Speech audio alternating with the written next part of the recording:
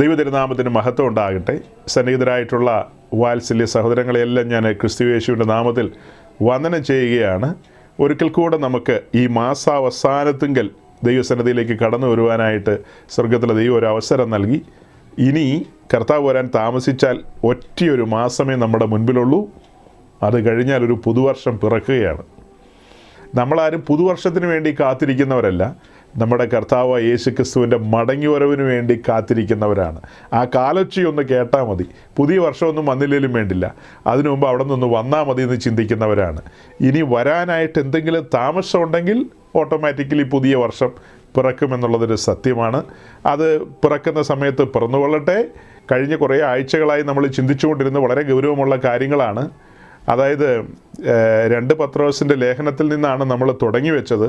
അധർമ്മികളുടെ വഞ്ചനയിൽ കുടുങ്ങിയ അനേകർ തെറ്റായ പാതകളിലേക്ക് പോകുന്നതും അവരുടെ സ്ഥിരത വിട്ട് വീണു പോകുന്നതുമായ കാര്യങ്ങളെക്കുറിച്ച് അന്ന് ഉത്കണ്ഠാകുലനായ അപ്പോസ്തലൻ ലേഖനത്തിലൂടെ അത് സൂചിപ്പിച്ചു. ഈ തലമുറയിൽ കർത്താവിൻ്റെ ശുശ്രൂഷകൻ എന്ന നിലയിൽ ഞാനും നിങ്ങളുടെ നടുവിൽ ആ വാക്യങ്ങളെയൊക്കെ കോട്ട് ചെയ്തുകൊണ്ട് പറയായിരുന്നു. ഈ കാലഘട്ടത്തിൽ പലവിധമായ ഉപദേശത്തിൻ്റെ കാറ്റുകളൊക്കെ അടിക്കുന്നുണ്ട്. ചിലതൊക്കെ നമുക്ക് പെട്ടെന്ന് മനസ്സിലാകും, ചിലതൊന്നും പെട്ടെന്ന് മനസ്സിലാകില്ല. ചിലതൊക്കെ സ്ലോ പോയിസൺ എന്ന് പറഞ്ഞതുപോലെ നമ്മുടെ വിശ്വാസ ജീവിതത്തെയും നമ്മുടെ എരിവിനെയും നമ്മൾ മുറുകെ പിടിച്ചിരിക്കുന്ന കാര്യങ്ങളിൽ നിന്നൊക്കെ നമ്മെ തെറ്റിച്ച് കളയുന്ന രീതിയിലാണ് കടന്നു വരുന്നത്. അപ്പോൾ അതിലൊക്കെ ജാഗ്രത വേണമെന്നുള്ളതാണ് ഈ ദിവസങ്ങളിലെ മെസ്സേജുകളിലൂടെ നമ്മൾ പറഞ്ഞ് മുൻപോട്ട് കൊണ്ടുപോയത്. പല സഹോദരങ്ങളും ചോദിച്ചൊരു ചോദ്യമുണ്ട്. അതായത് ഈ കാൽവിനിസത്തെക്കുറിച്ച് പാസ്റ്ററുടെ അഭിപ്രായം എന്താണ്, നിങ്ങൾക്ക് അതിനെക്കുറിച്ച് എന്താണ് പറയാനുള്ളതെന്നൊക്കെ. നിശ്ചയമായും നമുക്കതിനെക്കുറിച്ച് പറയാനുണ്ടെന്ന് ഞാൻ പറഞ്ഞിരുന്നു. പക്ഷേ സാഹചര്യവശാൽ വിഷയങ്ങൾ ഇങ്ങനെ തുറന്നു വരുമ്പോൾ അതിലൂടെ നമ്മൾ സഞ്ചരിച്ച് മുൻപോട്ട് പോവുകയായിരുന്നു. നമ്മൾ ക്രൂശിങ്കിലേക്ക് വന്നപ്പോൾ അവിടെ രക്ഷകനെ കണ്ടെത്തുകയായിരുന്നു. രക്ഷകനെ, അതായത് സൗജന്യമായി ലഭിക്കുന്ന രക്ഷകൃപയാൽ നാം പ്രാപിച്ച് വിശ്വാസത്താലുള്ള നീതീകരണം പ്രാപിച്ച് നിൽക്കുന്ന ആ നിൽപ്പും കാര്യങ്ങളുമൊക്കെ ആഴത്തിൽ നമ്മൾ കണ്ടു. അപ്പോൾ അങ്ങനെ വിശ്വാസത്താൽ നീതീകരിക്കപ്പെട്ടവൻ വിശ്വാസ സ്നാനത്തിന് ഇറങ്ങണമെന്നുള്ള കാര്യങ്ങളും പറഞ്ഞു വന്നപ്പോൾ അത് അങ്ങനെ അങ്ങ് പോയി. അപ്പോൾ ഈ പറഞ്ഞ കാര്യം പറയണമെങ്കിൽ നമ്മൾ ആ ക്രൂശിൻ്റെ ചുവട്ടിൽ തന്നെ നിന്നുകൊണ്ട് പറയേണ്ടതുണ്ട്. ആ ആശയത്തോട് പാസ്റ്റർ യോജിക്കുന്നുണ്ടോ എന്ന് എന്നോട് ഇടയ്ക്ക് ചിലർ ചോദിച്ചു. ഒരിക്കലും ഞാൻ യോജിക്കുന്നില്ല. കാൽവിനിസത്തോട് ഒരു പെന്തക്കോസ്തുകാരൻ എന്നുള്ള നിലയിൽ എനിക്ക് അശേഷം യോജിക്കാൻ കഴിയില്ല. യോജിച്ചു കഴിഞ്ഞാൽ പിന്നെ ഞാൻ രാജിവെച്ചു എന്നാണ് അർത്ഥം. യോജിച്ചു എന്ന് പറഞ്ഞാൽ പിന്നെ അതിൻ്റെ അർത്ഥം എന്താ? ഞാൻ രാജിവെച്ചെന്നാണ്. ആത്മാവിലുള്ള ആരാധനയെക്കുറിച്ച് പാസ്റ്ററുടെ അഭിപ്രായം എന്താ?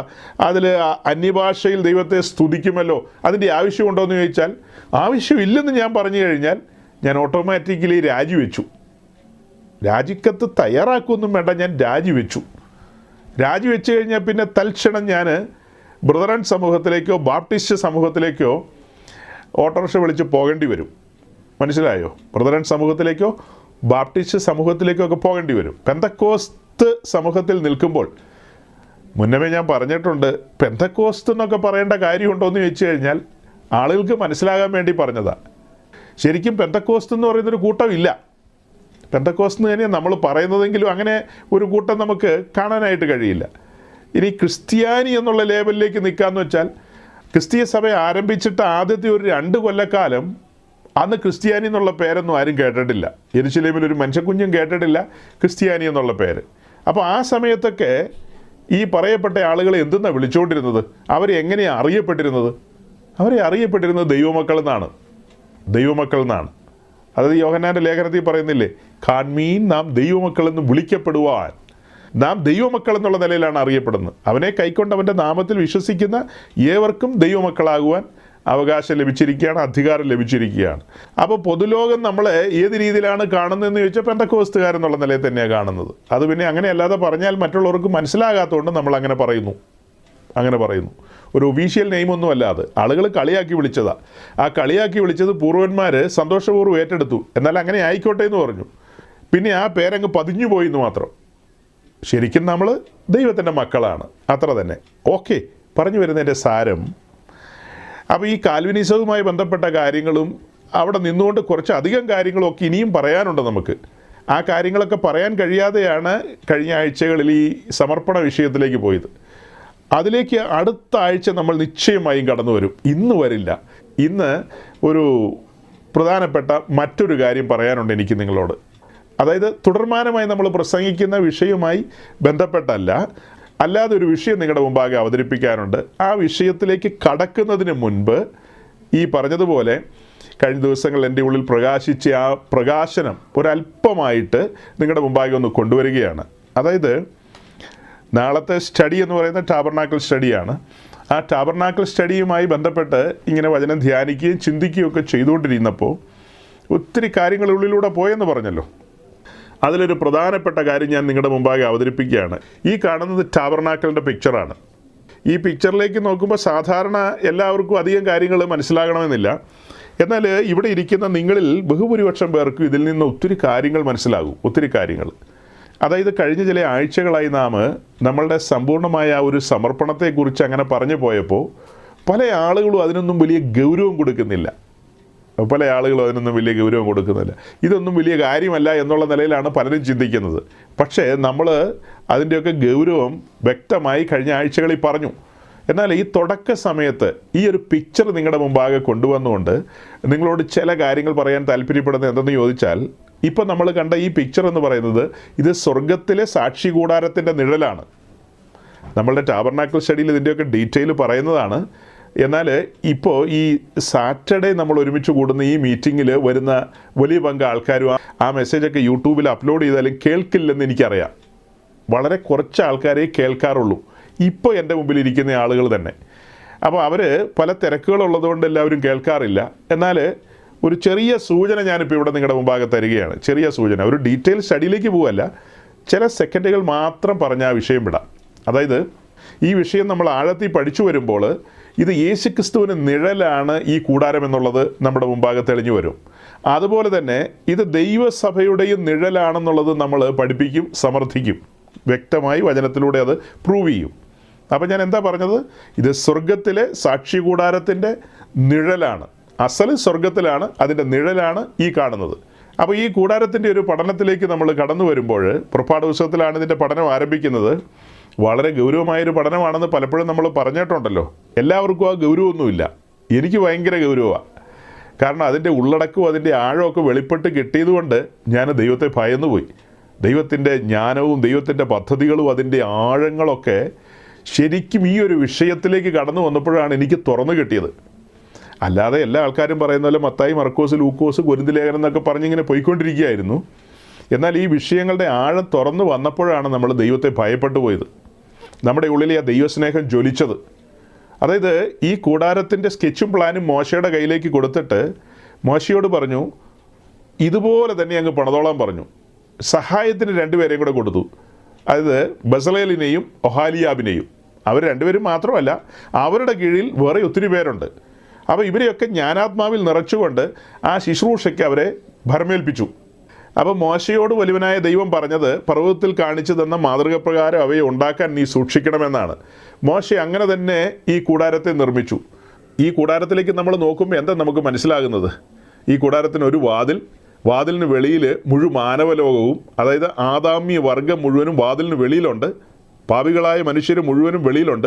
ഇതിൻ്റെ അതിപരിശുദ്ധ സ്ഥലത്ത് തേജോമയനായ ദൈവം വസിക്കുകയാണ്. അപ്പം പാപിയായ മനുഷ്യന് പരിശുദ്ധനായ ദൈവവുമായിട്ട് സമാഗമിക്കാനുള്ളൊരു ഇടമാണ് ഈ കാണുന്ന ഈ കൂടാരം എന്ന് പറയുന്നത്. ഇതിന് മീറ്റിംഗ് പ്ലേസ് എന്നും കൂടെ പറയും. സമാഗമിക്കുകയാണ് പാപിയും പരിശുദ്ധനായ ദൈവവും, അല്ലെങ്കിൽ സൃഷ്ടിയും സൃഷ്ടാവും വീണ്ടും സമ്മേളിക്കുകയാണ്, മുഖാമുഖം വരികയാണ്, സമ്മേളിക്കുകയാണ്. അതിൻ്റെ ഇടമാണിത്. അതുകൊണ്ടാണ് ഇതിനെ ടാബർനാക്കിൾ ഓഫ് മീറ്റിംഗ് എന്ന് പറയും. അതായത് ഇതൊരു മീറ്റിംഗ് പ്ലേസാണ്. രണ്ടുപേരും സമാഗമിക്കുകയാണ്. അപ്പോൾ ഈ കൂടാരത്തിലേക്ക് നമ്മൾ നോക്കുമ്പോൾ ഇതിൻ്റെ ചുറ്റും ഒരു ഫെൻസ് ഉണ്ട്. അതായത് ചുറ്റും ഒരു മറശീല. ആ മറശീല എന്ന് പറയുന്നത് വെളുത്ത പഞ്ഞിനൂൽ കൊണ്ട് ഉണ്ടാക്കിയിരിക്കുന്നതാണ്. ഇതിൻ്റെ മറശീല എന്ന് പറയുന്നത്. വെളുത്ത മറശീലയ്ക്ക് പകരം വേറെ ഏതെങ്കിലും കളറൊക്കെ വെക്കാൻ വേണമെങ്കിൽ, പക്ഷേ അതിന് ചുറ്റും വെച്ചിരിക്കുന്ന ആ മറശീല എന്ന് പറയുന്നത് വെളുത്ത പഞ്ഞിനൂൽ കൊണ്ടുള്ളതാണ്. അതേസമയം ഈ കൂടാരത്തിൻ്റെ മൂടുവിരികളായിട്ട് അതിന് മുകളിൽ കവർ ചെയ്തിരിക്കുന്നത് റാം സ്കിന്നുണ്ട്, അതായത് ആട്ടുകൊറ്റൻ തോലുണ്ട്, കോലാട്ടുരോമം അഥവാ കമ്പിളി കൊണ്ടുള്ളതുണ്ട്, പിന്നെ തകശ് തോല് കൊണ്ടുള്ളതുണ്ട്, തുണി കൊണ്ടുള്ളതുണ്ട്. അങ്ങനെ പല തരത്തിലുള്ള പല കളറിലുള്ളതാണ് അതിൻ്റെ മുകളിൽ മൂടിയിട്ടിരിക്കുന്നത്. അതേസമയം ഇതിൻ്റെ ചുറ്റുമുള്ളത് വെളുത്ത തുണി കൊണ്ടുള്ള ഒരു മറശീലയാണ്, ഒരു ഫെൻസാണ് ഇതിൻ്റെ ചുറ്റുമുള്ളത്. ആ വെളുത്ത മറശീലയ്ക്ക് പകരം വേറെ ഏതെങ്കിലും കളർ വെക്കാൻ പാടില്ലായിരുന്നോ എന്ന് ഒരു ചോദ്യം ഇസ്രായേൽ ജനത്തിൻ്റെ നടുവിൽ നിന്ന് വന്നില്ല. അതൊരു ഭയങ്കര ചിന്തിക്കേണ്ട കാര്യമാണ് കേട്ടോ. ശരിക്കും ഇതിൻ്റെ ചുറ്റും ഇങ്ങനൊരു വേലി വെച്ചിരിക്കുമ്പോൾ അത് ഈ വെളുത്ത തുണി കൊണ്ട് തന്നെ വേണം തന്നെ എത്ര നിർബന്ധം എന്ന് അവരാരും ചോദിച്ചില്ല. അവർ മിസ്രൈമിൽ നിന്ന് പെസഹായും ചോരത്തലി ആചരിച്ചു പുറപ്പെട്ടു, ചെങ്കടൽ കടന്നു, മരുഭൂമിയിലൂടെ സഞ്ചരിച്ച് മുൻപോട്ട് വന്ന് അവർ ഹോരേബിൻ്റെ അടിവാരത്തെത്തി. അങ്ങനെ അവർ ഹോരേബിൻ്റെ അടിവാരത്തെത്തി. അപ്പോഴാണ് മോശ പർവ്വതത്തിലേക്ക് കയറി ദൈവസന്നിധിയിൽ നിന്ന് അളവും അതിൻ്റെ പ്ലാനും പദ്ധതിയൊക്കെ കയ്യേറ്റു വാങ്ങി പിന്നത്തേതിൽ ഈ കൂടാരം നിർമ്മിക്കുന്നത്. ഈ കൂടാരത്തിൻ്റെ നിർമ്മിതിയോടുള്ള ബന്ധത്തിൽ പുറപ്പാട് ദിവസം 25-ാം അധ്യായത്തിൽ മോശ ഇസ്രായേൽ ജനത്തോട് പറയുന്നുണ്ട്, വലിയവനായ ദൈവം കൽപ്പിക്കുന്നു, നല്ല മനസ്സോടെ ഈ കൂടാരത്തിൻ്റെ നിർമ്മിതിക്ക് വേണ്ടി വഴിപാട് കൊണ്ടുവരുവാൻ ആഗ്രഹിക്കുന്നവരെല്ലാം വഴിപാട് കൊണ്ടുവരണമെന്ന്. അപ്പോൾ ആ വഴിപാട് കൊണ്ടുവരേണ്ട കാര്യങ്ങൾ, ഓഫറിങ് കൊണ്ടുവരേണ്ട കാര്യങ്ങളെല്ലാം അവിടെ എഴുതിയിട്ടുണ്ട് ആദ്യത്തെ പാരഗ്രാഫിൽ.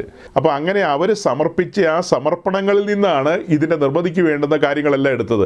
അതിലെ ഒരു കാര്യമാണ് ഇതിൻ്റെ ചുറ്റുമുള്ള ഈ ഫെൻസ്, ഈ വെളുത്ത തുണി കൊണ്ടുള്ള ഈ മറശ്ശീല എന്ന് പറയുന്നത്. ആ മറശ്ശീല നിർബന്ധമാണ്. ഇതിൻ്റെ ചുറ്റുമുള്ള ആ മറശ്ശീല നിർബന്ധമാണ്. ഇല്ലെങ്കിൽ അതിനകത്ത് ദൈവസാന്നിധ്യം ഇറങ്ങില്ല. അപ്പോൾ ഈ കൂടാരത്തിൻ്റെ അളവ്, ഇതിൻ്റെ ഡീറ്റെയിൽസൊക്കെ മോശയുടെ കയ്യിലേക്ക് കൊടുത്തു കഴിഞ്ഞപ്പോൾ മോശയ്ക്ക് മനസ്സിലായി, ഒരളവിൽ, പൂർണ്ണമായിട്ടല്ല, സ്വർഗത്തിലെ ദൈവത്തിൻ്റെ സ്റ്റാൻഡേർഡാണ് അതിലൂടെ വെളിപ്പെട്ട് വരുന്നത്. ശ്രദ്ധിച്ച് കേൾക്കണം കേട്ടോ, കാത് തുറന്ന് കേൾക്കണം, വേറെ പരിപാടിക്കൊന്നും പോകരുത്. വലിയവനായ ദൈവത്തിൻ്റെ സ്റ്റാൻഡേർഡാണ് ഈ കൂടാരത്തിൻ്റെ ഉള്ളടക്കത്തിലൂടെ നമുക്ക് വെളിപ്പെട്ട് കിട്ടുന്നത്. ഇസ്രായേലിനത് പരിമിതമായിട്ടാണ് മനസ്സിലായത്. പക്ഷേ പുതിയ നിയമസഭയിൽ വിശുദ്ധന്മാർക്ക് പരിശുദ്ധാത്മാവിൽ ഇതിൻ്റെ ആഴം വെളിപ്പെട്ട് കിട്ടും. പരിശുദ്ധാത്മാവിൽ ഇതിൻ്റെ ആഴം വെളിപ്പെട്ട് കിട്ടും. അപ്പോൾ ദൈവത്തിൻ്റെ സ്റ്റാൻഡേർഡാണ് ഇതിലൂടെ വെളിപ്പെട്ട് വരുന്നത്. ചുറ്റുമുള്ള മറശ്ശീല വെളുത്ത തുണി കൊണ്ടുള്ളതാണെന്ന് പറഞ്ഞല്ലോ, അത് വിശുദ്ധിയാണ് കാണിക്കുന്നത്. ആ മറശ്ശീല എന്ന് പറയുന്നത് വേർപാടിനെ കാണിക്കുന്നു. ആ തുണിയുടെ കളർ വെച്ചിട്ടാണ് പറയുന്നത് വിശുദ്ധിക്കാണ് അവിടെ പ്രാധാന്യം. പരിശുദ്ധനായ ദൈവത്തോട് അടുക്കണമെങ്കിൽ വിശുദ്ധി അനിവാര്യം എന്നുള്ളതാണ് അതിൻ്റെ ചുറ്റുമതിലിൽ ഈ കളർ വന്നതിൻ്റെ കാര്യകാരണം. വലിയവനായ ദൈവത്തോട് അടുക്കണമെങ്കിൽ നാം വിശുദ്ധിയിൽ നിൽക്കണം. നമ്മെ ദൈവത്തോട് അടുപ്പിക്കാൻ ദൈവം തന്നെ വെച്ച മുഖാന്തിരമാണ് പ്രാകാരത്തിലിരിക്കുന്ന യാഗപീഠം. യാഗപീഠം ഉണ്ടാക്കാൻ മോശയോട് പറഞ്ഞത് വലിയവനായ ദൈവമാണ്. മോശ സ്വന്തം ഇഷ്ടപ്രകാരം ഉണ്ടാക്കിയതല്ല. ഇനി ഒരു കാര്യം കൂടെ ഞാൻ കടത്തി പറയട്ടെ. ഈ കൂടാരം എന്ന് പറയുന്നത് ദൈവത്തിൻ്റെ ഹിതത്തിൽപ്പെട്ടതും തൻ്റെ ആലോചനയിൽപ്പെട്ട കാര്യമാണ്. മോശ സ്വപ്നത്തിൽ ചിന്തിച്ചതല്ല ഇതൊന്നും. മോശയ്ക്ക് ദൈവപ്രത്യക്ഷത ലഭിച്ചു. മോശയോട് വലിയവനായ ദൈവം പറയുകയാണ്, എൻ്റെ ജനത്തെ വിട്ടയപ്പാനായിട്ട് കടന്ന് എന്ന് ഫറവോനോട് പറയുക. അങ്ങനെ ആ ജനത്തെ വിടുവിച്ചുകൊണ്ട് നീ മരുഭൂമി വഴിയായി വാഗ്ദത്ത ദേശത്തേക്ക് സഞ്ചരിക്കണമെന്നുള്ള കാര്യമൊക്കെ മോശയോട് പറയാണ്. അപ്പോൾ ഈ കാര്യങ്ങളൊക്കെ കേൾക്കുന്നതിന് മുമ്പ് മോശയ്ക്ക് അറിയാമോ ഇതിങ്ങനെ ഒരു കൂടാരം പണിയാൻ പോവുകയാണ്, ഇത്യാദി കാര്യങ്ങളെക്കുറിച്ചൊന്നും മോശയ്ക്ക് ഒരു അറിവുമില്ല, യാതൊരു ഐഡിയ ഇല്ല. അതായത് ഈ ജനത്തെ അവിടെ നിന്ന് വിടുവിച്ചുകൊണ്ട് വരുമ്പോൾ മരുഭൂമിയിൽ നിങ്ങൾ എന്നെ ആരാധിക്കുമെന്ന് മോശയോട് പറഞ്ഞിട്ടുണ്ട്. ആ കാര്യം മോശ ഫറവോനോട് പറഞ്ഞിട്ടുണ്ട്. പക്ഷേ ഇങ്ങനെ ഒരു കൂടാരത്തിൻ്റെ നിർമ്മിതിയെക്കുറിച്ചുള്ള ഒരു ഐഡിയ മോശയുടെ കയ്യിലില്ല. മടങ്ങി വന്ന് ഹോരേബി വെച്ചാണ് ഈ കൂടാരത്തിൻ്റെ നിർമ്മിതിയെക്കുറിച്ച് മോശയ്ക്ക് ദൈവം ആലോചന കൊടുക്കുന്നത്. അത് സ്വർഗത്തിലെ സാക്ഷി കൂടാരത്തിൻ്റെ നിഴലാണെന്ന് ഞാൻ പറഞ്ഞില്ലേ. അപ്പോൾ അതിൻ്റെ അളവും കാര്യങ്ങളൊക്കെ മോശ കയ്യേറ്റു വാങ്ങി ഈ കൂടാരം നിർമ്മിക്കുന്ന സമയത്ത് അവിടെ ഒരു കമ്മിറ്റി പോലും ഫോം ചെയ്തില്ല. എന്തെങ്കിലും കമ്മിറ്റി ഫോം ചെയ്തായിട്ട് നിങ്ങളുടെ അറിവിലുണ്ടോ? ഉണ്ടെങ്കിൽ എന്നെ അറിയിക്കണം കേട്ടോ. അതായത് ഇങ്ങനൊരു കൂടാരമൊക്കെ ഉണ്ടാക്കാൻ പോവാണല്ലോ, സ്വാഭാവികമായിട്ടൊരു കമ്മിറ്റി ഫോം ചെയ്യണ്ടേ. അതായത് ബിൽഡിംഗ് കമ്മിറ്റി എന്നൊക്കെ പറയും. അപ്പോൾ അതിനൊരു സെക്രട്ടറി, പ്രസിഡൻ്റ്, ഖജാൻജി, ഇതൊക്കെ കൈകാര്യം ചെയ്യേണ്ട ആൾക്കാരില്ലേ. ഇങ്ങനത്തെ ഒരു ഇടപാടുമില്ല. അവിടെയുള്ള ഇസ്രായേൽ മക്കളോട് ആരോടും ഒരു ആലോചനയും ചോദിച്ചില്ല. അവിടെ പ്രമാണിമാരൊക്കെ ഉണ്ട്, പലരുണ്ട്. ഈ പ്രമാണിമാരായ ഒറ്റയൊരുത്തനോടും ആലോചന ചോദിച്ചില്ല. മോശയുടെ സഹോദരനായ അഹ്റോനുണ്ടല്ലോ താഴ്വരയിൽ, പർവ്വതത്തിൻ്റെ പാതി വരെ വന്ന് യോശുവ നിൽപ്പുണ്ട്. ഇവരോട് ആരോടും ആലോചന ചോദിച്ചില്ല. ആലോചനക്കാരനായ ദൈവം ആലോചന മോശയ്ക്ക് കൈമാറി. ആ ആലോചനയുമായിട്ട് മോശ താഴ്വരയിലേക്ക് വന്നിട്ട് പറയുകയാണ്, ഇങ്ങനെയാണ് ഇതിൻ്റെ കാര്യങ്ങളെന്ന്, കൂടാരം ഇങ്ങനെയാണ് നിർമ്മിക്കാൻ പോകുന്നതെന്ന്. അല്ല, അത് പറയാൻ താങ്കൾ ആരാണ് എന്നൊക്കെ അങ്ങനെ ഒരു ചോദ്യമൊന്നും വന്നില്ല കേട്ടോ. അങ്ങനെയൊക്കെ പറയാൻ താങ്കൾ ആരാണെന്നുള്ള ചോദ്യമൊന്നും വന്നില്ല. കാരണം മോശയുടെ മുഖത്ത് നോക്കാൻ തന്നെ അവർക്ക് പറ്റുന്നില്ല. മോശയുടെ മുഖത്ത് നോക്കാൻ പറ്റുന്നുണ്ടോ? ഒന്ന് ആലോചിച്ച് നോക്കി. ആ തേജസ് പ്രാപിച്ചുകൊണ്ടാണ് മോശ താഴ്വരയിലേക്ക് ഇപ്പോൾ ഇറങ്ങി വന്നിരിക്കുന്നത്. ഇതൊക്കെ ഉടച്ച് കളഞ്ഞിട്ട് പിന്നെയും കയറിപ്പോയല്ലോ. അത് കഴിഞ്ഞിട്ട് വീണ്ടും ഇറങ്ങി വന്നത് എങ്ങനെയാണ്? ആ തേജസ് പ്രാപിച്ചുകൊണ്ടാണ് ഇറങ്ങി വന്നിരിക്കുന്നത്. മോശയുടെ മുഖത്ത് നോക്കാൻ ഇസ്രായേൽ മക്കൾ ഭയന്നുപോയി. അങ്ങനെയെങ്കിൽ ഒരു പുതിയ നിയമ ശുശ്രൂഷകനോടുള്ള ബന്ധത്തിൽ അവൻ എത്ര അധികാരിയായിരിക്കും? അവൻ്റെ മേൽ പകരപ്പെട്ട അഭിഷേകത്തിൻ്റെ ഗൗരവം എന്തായിരിക്കും? ഒന്ന് ചിന്തിച്ചു നോക്കി. ചുമ്മാ തുണിക്കൂടാരം പണിയാൻ വന്ന, ഒരു ടെമ്പററി കൂടാരം പണിയാൻ വന്ന മോശ ഇതുപോലെ ഒരു അധികാരസ്ഥനായിട്ടാണ് ഇറങ്ങി വന്നതെങ്കിൽ, ദൈവസഭ എന്ന് പറയുന്നത് വലുവനായ ദൈവത്തിൻ്റെ നിത്യനിവാസമാണ്. നിത്യനിവാസം. ആ നിത്യനിവാസത്തിൻ്റെ പണിയിലേക്ക് വിളിക്കപ്പെട്ടിരിക്കുന്ന ഒരുവൻ അവൻ എങ്ങനെയായിരിക്കും ഇത് കാര്യങ്ങളെ കൈകാര്യം ചെയ്യുന്നത്? നോക്കിയേ, ഇതിലെ ഒരു കാര്യവും അങ്ങോട്ടും ഇങ്ങോട്ടൊന്നും മാറ്റാൻ അനുവാദമില്ല കേട്ടോ. നിങ്ങൾ ഏത് രാജ്യത്ത് പാർക്കുന്നവരാണേലും കൊള്ളാം, നിങ്ങളുടെ ധനസ്ഥിതി എത്രയാണേലും കൊള്ളാം, നിങ്ങളുടെ പാണ്ഡിത്യം എത്രയാണെങ്കിലും കൊള്ളാം, അതൊക്കെ നിങ്ങൾക്ക് കൊള്ളാം, നിങ്ങളുടെ കയ്യിലിരിക്കട്ടെ. ഇതിൻ്റെ അളവ് ഒരു മില്ലിമീറ്റർ പോലും അങ്ങോട്ടും ഇങ്ങോട്ടും മാറ്റില്ല. യാതൊരു കാര്യങ്ങളും മാറ്റാൻ പോകുന്നില്ല. ശരീരത്തിൻ്റെ സമർപ്പണം എന്ന വിഷയം നമ്മൾ കഴിഞ്ഞ ദിവസങ്ങളിലൊക്കെ ചിന്തിച്ചപ്പോൾ അതൊന്നും വലിയ പങ്ക് ആളുകളും ഗൗരവത്തിലെടുത്തില്ല.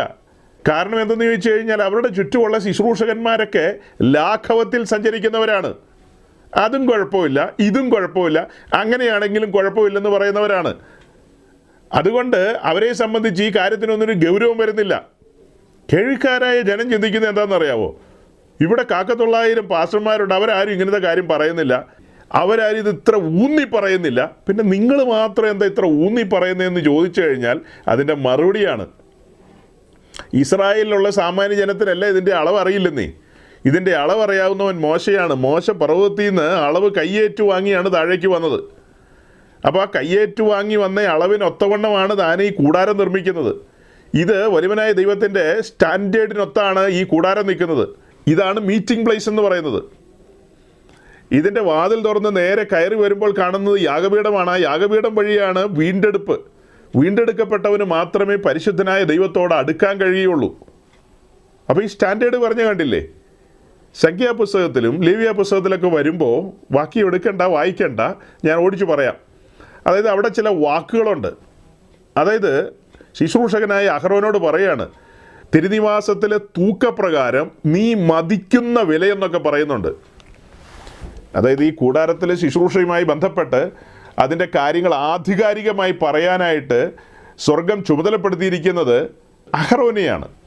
ആ കാര്യം മോശ അഹരോനെ അറിയിക്കുകയാണ്. അപ്പം ഈ കാര്യത്തിലൊക്കെ അഹരോന് വലിയ ഉത്തരവാദിത്വമുണ്ട്. അങ്ങനെയെങ്കിൽ ഈ തലമുറയിൽ ദൈവസഭയിൽ ശുശ്രൂഷയ്ക്ക് വിളിക്കപ്പെട്ടിട്ടുള്ള ദൈവത്തിൻ്റെ ദാസന്മാർ ഈ കാര്യത്തെക്കുറിച്ചൊക്കെ വളരെ ആധികാരികമായ ആഴത്തിൽ പറയുമ്പോൾ നിങ്ങളത് ശ്രദ്ധിക്കണം. ഇന്നലകളിൽ അതിന് ഗൗരവം കൊടുത്തിട്ടില്ലെങ്കിൽ സാരമില്ല, ഇപ്പോൾ ഇത് കേട്ടുകൊണ്ടിരിക്കുമ്പോൾ അതിൻ്റെ ഗൗരവത്തിലേക്ക് വരണം. നമുക്ക് ഇഷ്ടമുള്ളതുപോലെയൊന്നും ദൈവത്തിൻ്റെ സന്നിധിയിലേക്ക് അടുക്കാൻ കഴിയില്ലെന്നാണ് ഈ പറഞ്ഞു വരുന്നതിൻ്റെ സാരം. നമുക്ക് ഇഷ്ടമുള്ളതുപോലെയൊന്നും വരാൻ പറ്റത്തില്ല. ദൈവത്തിൻ്റെ സന്നിധിയിലേക്ക് വരണമെങ്കിൽ അതിന് ദൈവം വെച്ചിരിക്കുന്ന വ്യവസ്ഥകളുണ്ട്. ആ വ്യവസ്ഥകൾ നോക്കണം. ആ ദൈവത്തെ അടുത്തറിയാൻ വേണ്ടിയിട്ടാണ് ഇങ്ങനെ ഒരു പഠനത്തിലേക്ക് നമ്മൾ വരുന്നത്. നമുക്ക് മുന്നേ ഈ കാര്യങ്ങളെക്കുറിച്ചൊക്കെയുള്ള വെളിപ്പാട് ലഭിച്ചവരാണ് ഇസ്രായേൽ ജനം. സമ്പൂർണ്ണ വെളിപ്പാടല്ല, അവർക്ക് ലഭിക്കപ്പെട്ട ഈ വെളിപ്പാടുകളെല്ലാം നമ്മെ സംബന്ധിച്ച് ആത്മീയ വെളിപ്പാടുകളായിട്ട് മാറുകയാണ്. ദൈവത്തിൻ്റെ സന്നിധിയിലേക്ക് കടന്നു വരണമെങ്കിൽ രക്തം കൂടാതെ ഒരാൾക്ക് കടന്നു വരാൻ കഴിയില്ലെന്നുള്ളത് ഇതിൻ്റെ പഠനത്തിൽ നിന്നാണ് നമ്മൾ പഠിക്കുന്നത്.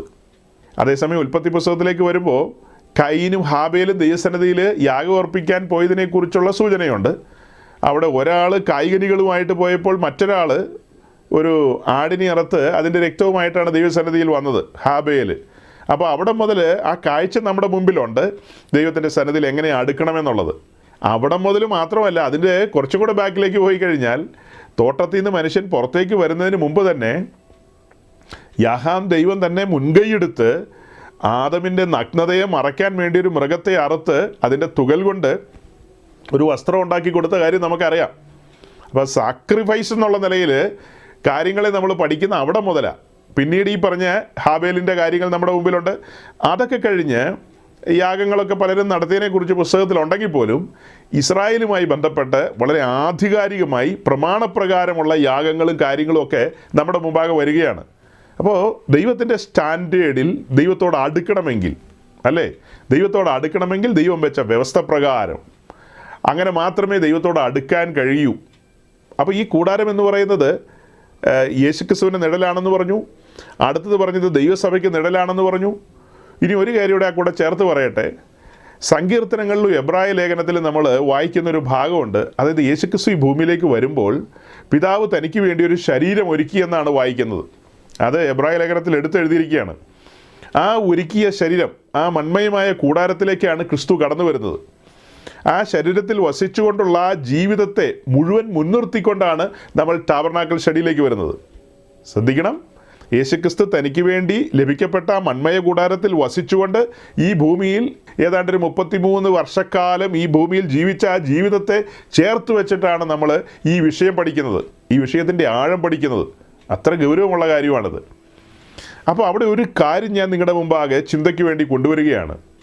പുത്രൻ ഭൂമിയിലേക്ക് വരുമ്പോൾ പിതാവ് ഒരുക്കിയ ശരീരം, ആ ശരീരത്തിൽ വസിക്കുമ്പോൾ പുത്രൻ എന്തെങ്കിലും അസ്വാരസ്യം പ്രകടിപ്പിച്ചോ? അതായത് പാപമൊഴികെ സകലത്തിലും നമുക്ക് തുല്യമായി പരീക്ഷിക്കപ്പെട്ടവനാണ് ക്രിസ്തു. ക്രിസ്തു മനുഷ്യൻ്റെ ഇഷ്ടത്താലോ ജഡത്തിൻ്റെ ഇംഗിതത്താലോ ജനിക്കപ്പെട്ടവനല്ല. അത് ഉയരത്തിലെ ആലോചനയാൽ ജനിക്കപ്പെട്ട ഒരു ദിവ്യമായ ജനനമാണ്. വിശുദ്ധ പ്രജയാണ് ജനിച്ചിരിക്കുന്നത്. അങ്ങനെയാണെങ്കിലും തനിക്ക് ലഭിക്കപ്പെട്ട ആ ശരീരം എന്ന് പറയുന്നത് തകർക്കപ്പെട്ടൊരു ശരീരമാണ്. അതായത് തോട്ടത്തിൽ നിന്ന് പുറത്തു വന്ന മനുഷ്യൻ്റെ ആ ശരീരത്തെക്കുറിച്ചാണ് ഞാൻ പറയുന്നത്. തകർക്കപ്പെട്ടൊരു ശരീരമല്ലേ? അതായത് തോട്ടത്തിന് പുറത്തേക്ക് വന്നപ്പോൾ മനുഷ്യന് ദാഹമുണ്ട്, വിശപ്പുണ്ട്, വിയർപ്പുണ്ട്, കണ്ണുനീരുണ്ട്, ദുഃഖമുണ്ട്, മുറവിളിയുണ്ട്. ഇങ്ങനെ എല്ലാ കാര്യങ്ങളും ഉള്ളൊരു ശരീരമാണ്. അതേ ശരീരം തന്നെയാണ് ക്രിസ്തുവിന് ലഭിച്ചിരിക്കുന്നത്, പാപമൊഴികെ. ശ്രദ്ധിക്കണം, പാപമൊഴികെ ഈ പറഞ്ഞ കാര്യങ്ങളൊക്കെയുണ്ട്. അപ്പോൾ ആ ശരീരത്തിൽ സഞ്ചരിച്ചുകൊണ്ടിരുന്നപ്പോൾ ക്രിസ്തുവിന് ദാഹിച്ചെന്ന് നമ്മൾ വായിക്കുന്നില്ലേ? ആ ശരീരത്തിൽ സഞ്ചരിച്ചുകൊണ്ടിരുന്നപ്പോൾ ക്രിസ്തുവിന് ദാഹിച്ചെന്ന് നമ്മൾ വായിക്കുന്നില്ലേ? അങ്ങനെ പല കാര്യങ്ങളും നമ്മൾ വായിക്കുന്നുണ്ട്. അങ്ങനെ ഒരു ശരീരത്തിൽ പ്രവേശിച്ചുകൊണ്ട് ആ ശരീരത്തിൽ വസിച്ചുകൊണ്ട് മനുഷ്യരുടെ ഇടയിൽ ക്രിസ്തു സഞ്ചരിച്ചു. എന്തെങ്കിലും പരാതി പറഞ്ഞോ ആ ലഭിക്കപ്പെട്ട ശരീരത്തെക്കുറിച്ച്? കർത്താവായ യേശു ക്രിസ്തു പിതാവായ ദൈവത്തോട് പറയുകയാണ്, ബത്ലഹേമിൽ അങ്ങനെ ഒരു ജനനം നടന്നു, നല്ലൊരു മെറ്റേണിറ്റി ഹോസ്പിറ്റൽ അവിടെ കരുതിയില്ല, സാരമില്ല പോട്ടെ, എന്തായാലും പിറന്നു വീണല്ലോ, പുൽത്തൊട്ടിയിലെങ്കിൽ പുൽത്തൊട്ടിയിൽ കുറച്ച് ദിവസം കിടക്കേണ്ടി വന്നു. കുറച്ച് ദിവസമൊന്നുമില്ല, പുൽത്തൊട്ടിയിലെങ്കിൽ പുൽത്തൊട്ടിയിൽ കുറേ നേരം കിടക്കേണ്ടി വന്നു. പിന്നീട് നസ്രത്തിലേക്ക് പോയി, നസ്രത്തിലാണ് വളർച്ചയൊക്കെ. അതും തിരഞ്ഞെടുത്തൊരു തച്ചൻ്റെ വീട്. വേറെ അവിടെ ഒത്തിരി പ്രമാണിമാരുണ്ട്, അവരുടെ ഒന്നും വീട് തിരഞ്ഞെടുക്കാതെ ഒരു സാധാരണക്കാരിയായ മറിയുടെ ഗർഭപാത്രം തന്നെ തിരഞ്ഞെടുത്തു. അതിലും പരിഭവം പറഞ്ഞില്ല. അപ്പോൾ വളർത്തച്ഛൻ എന്നുള്ള നിലയിൽ അറിയപ്പെടുന്നത് ശ്രീമാൻ ജോസഫാണ്. അപ്പോൾ അതിലും പരാതി പറഞ്ഞില്ല. പിന്നെ തൻ്റെ ചെവിയിൽ ഒരു കടുക്കനിടണമെന്ന് എനിക്കൊരാഗ്രഹം, ഒരു കടുക്കനിടണമെന്ന്. അങ്ങനത്തെ ആഗ്രഹം വല്ലതും പ്രകടിപ്പിച്ചോ? അങ്ങനത്തെ ആഗ്രഹമൊന്നും പ്രകടിപ്പിച്ചില്ല. പിന്നെ ഒരു ബ്രേസ്ലെറ്റ് കയ്യിലിടണമെന്ന്, അങ്ങനെ ഇടയ്ക്കിടയ്ക്ക് ഇങ്ങനെ ഇട്ട് വിറപ്പിച്ചുകൊണ്ടിരിക്കണമെന്നൊന്നും കർത്താവ് പിതാവായ ദൈവത്തിൻ്റെ മുമ്പാകെ അവതരിപ്പിച്ചില്ല. അങ്ങനത്തെ സങ്കടങ്ങളും വിഷമങ്ങളൊന്നും അറിയിച്ചോ? അപ്പോൾ അത് കഴിഞ്ഞിട്ട് ഇതൊക്കെ പറഞ്ഞുകൊണ്ടിരിക്കുമ്പോൾ സഹോദരങ്ങളൊന്ന് ചിന്തിക്കണം കേട്ടോ, നന്നായിട്ട് ചിന്തിക്കണം. നിങ്ങളൊക്കെ ഇവിടെ ഉണ്ടല്ലോ അല്ലേ? ഉണ്ട്. നമ്മുടെ കർത്താവ് യേശുക്രിസ്തു യാതൊരു പരിഭവവും ഒന്നും പറയാതെ പിതാവിൻ്റെ ഇഷ്ടം നിറവേറ്റിക്കൊണ്ട് ഈ ഭൂമിയിൽ ജീവിച്ചു തീർത്തു, അത് പൂർത്തീകരിച്ചു, സമർപ്പിതനായിരുന്നു. അങ്ങനെയെങ്കിൽ നമ്മൾ ഈ ഭൂമിയിലേക്ക് പിറന്നു വീണ് കഴിഞ്ഞതിന് ശേഷം എന്തെല്ലാം കാര്യങ്ങളിലാണ് നമുക്ക് പിറുപിറുപ്പും പരാതിയും എന്തെല്ലാം വാക്കുകൾ അതിന് പറയാവുന്നതെന്ന് വെച്ച് കഴിഞ്ഞാൽ എല്ലാം കെട്ടുന്നില്ലല്ലോ. അതെല്ലാം നിങ്ങളങ്ങ് ചിന്തിച്ചോ, എന്തെല്ലാം കാര്യങ്ങളാണ് നമ്മുടെ മുമ്പിൽ. ഇത് പറയുമ്പോൾ പെട്ടെന്നൊരു ചിന്തയും കൂടെ എൻ്റെ ഉള്ളിൽ വരിക കേട്ടോ. വിശുദ്ധ മറിയെക്കുറിച്ച് ചിന്തിക്കുമ്പോൾ മനുഷ്യകുലത്തിൽ ഇതുപോലൊരു സ്ത്രീ വേറെയില്ല. നമ്മൾ പുസ്തകം പഠിക്കുമ്പോൾ സാറയെക്കുറിച്ചും റിബേക്കയെക്കുറിച്ചും റാഹേലിനെ കുറിച്ചൊക്കെ വലിയ കാര്യമായിട്ടൊക്കെ പറയും, പഠിപ്പിക്കുകയും ചെയ്യും. പക്ഷേ വിശുദ്ധ മറിയെപ്പോലെ ഒരു സ്ത്രീരത്നം, എന്തായാലും ആ ഒരു വിഷയത്തിൽ കത്തോലിക്കരും നമ്മളും തമ്മിൽ കാലങ്ങളായിട്ട് യുദ്ധം നടന്നു പോയിക്കൊണ്ടിരിക്കുകയാണ്. നമ്മൾ എന്നാ പറഞ്ഞാലും അവരും അംഗീകരിക്കില്ല, അവർ പറയുന്നത് നമുക്കും അംഗീകരിക്കാൻ കഴിയില്ല. നമ്മൾ അത്ര ബഹുമാനത്തോടും ആദരവോടും കൂടിയാണ് കർത്താവ് യേശുക്രിസ്തുവിന് ജന്മം കൊടുക്കാനായിട്ട് തിരഞ്ഞെടുക്കപ്പെട്ട പാത്രമായ വിശുദ്ധ മറിയെ കാണുന്നതെന്നുള്ളത് അവർ ചിന്തിക്കുന്നില്ല. അവരുടെ ചിന്ത എന്തെന്ന് വെച്ചാൽ നമ്മൾ വിശുദ്ധ മറിയെ കളിയാക്കുന്നവരാണെന്നുള്ളതാണ്. അതേസമയം അവർ ശരിക്കും വിശുദ്ധ മറിയെ അവമാനിക്കുകയാണ്. വഴിയിലൊക്കെ കാക്കയ്ക്ക് കാഷ്ടിക്കാൻ വേണ്ടിയിട്ട് കൊണ്ടുപോയി എന്തോ രൂപം ഉണ്ടാക്കി വെച്ചിട്ട് അതിനിടയിൽ ഇത് യേശുവിൻ്റെ അമ്മ മറിയാന്നൊക്കെ എഴുതി വെച്ചിരിക്കുമ്പോൾ കളിയാക്കുകയല്ലേ ശരിക്കും. നമ്മളേതായാലും അങ്ങനത്തെ കാര്യങ്ങളൊന്നും ചെയ്യുന്നില്ല. ഞാൻ പറഞ്ഞതിൻ്റെ സാരം, ഒരു യൗവനക്കാരിയായ ഒരു സഹോദരിക്ക് ഒരു ദൂതൻ്റെ പ്രത്യക്ഷത ലഭിക്കുകയാണ്. ആ പ്രത്യക്ഷത ലഭിക്കുമ്പോൾ ഗബ്രിയേൽ ദൂതൻ മറിയോട് കാര്യങ്ങൾ പറയുകയാണ്, ഇന്നതുപോലെയാണ് കാര്യങ്ങൾ എന്ന്. ആദ്യത്തെ കേൾവിയിലൊന്ന് പകച്ചുപോയി എന്നുള്ളത് സത്യമാണ് അല്ലേ? ആദ്യത്തെ കേൾവിയിലൊന്ന് പകച്ചുപോയി. കാരണം എന്നാ? കേട്ടുകേൾവിയില്ലാത്തൊരു കാര്യമാണ് പറയുന്നത്.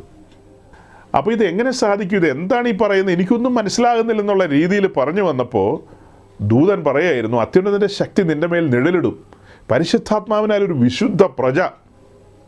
അവൻ മനുഷ്യവർഗത്തെ വീണ്ടെടുപ്പാനുള്ള വീണ്ടെടുപ്പുകാരനാണ്.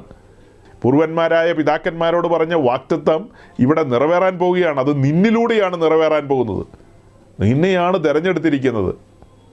അതായത് നിൻ്റെ ഉദരത്തിൽ വരുന്ന മിശിഹ ഈ ഭൂമിയിൽ, അതായത് നസ്രത്തിലും ഗലീലയിലൂടെയൊക്കെ സഞ്ചരിച്ച് ഒടുക്കം ഏതാണ്ടൊരു 33 വയസ്സ് കഴിയുമ്പോൾ അങ്ങ് യെരുശലേമിൽ ഗോൽഗോഥായിൽ സകല മനുഷ്യർക്കും വേണ്ടി ബലിയായിത്തീരും.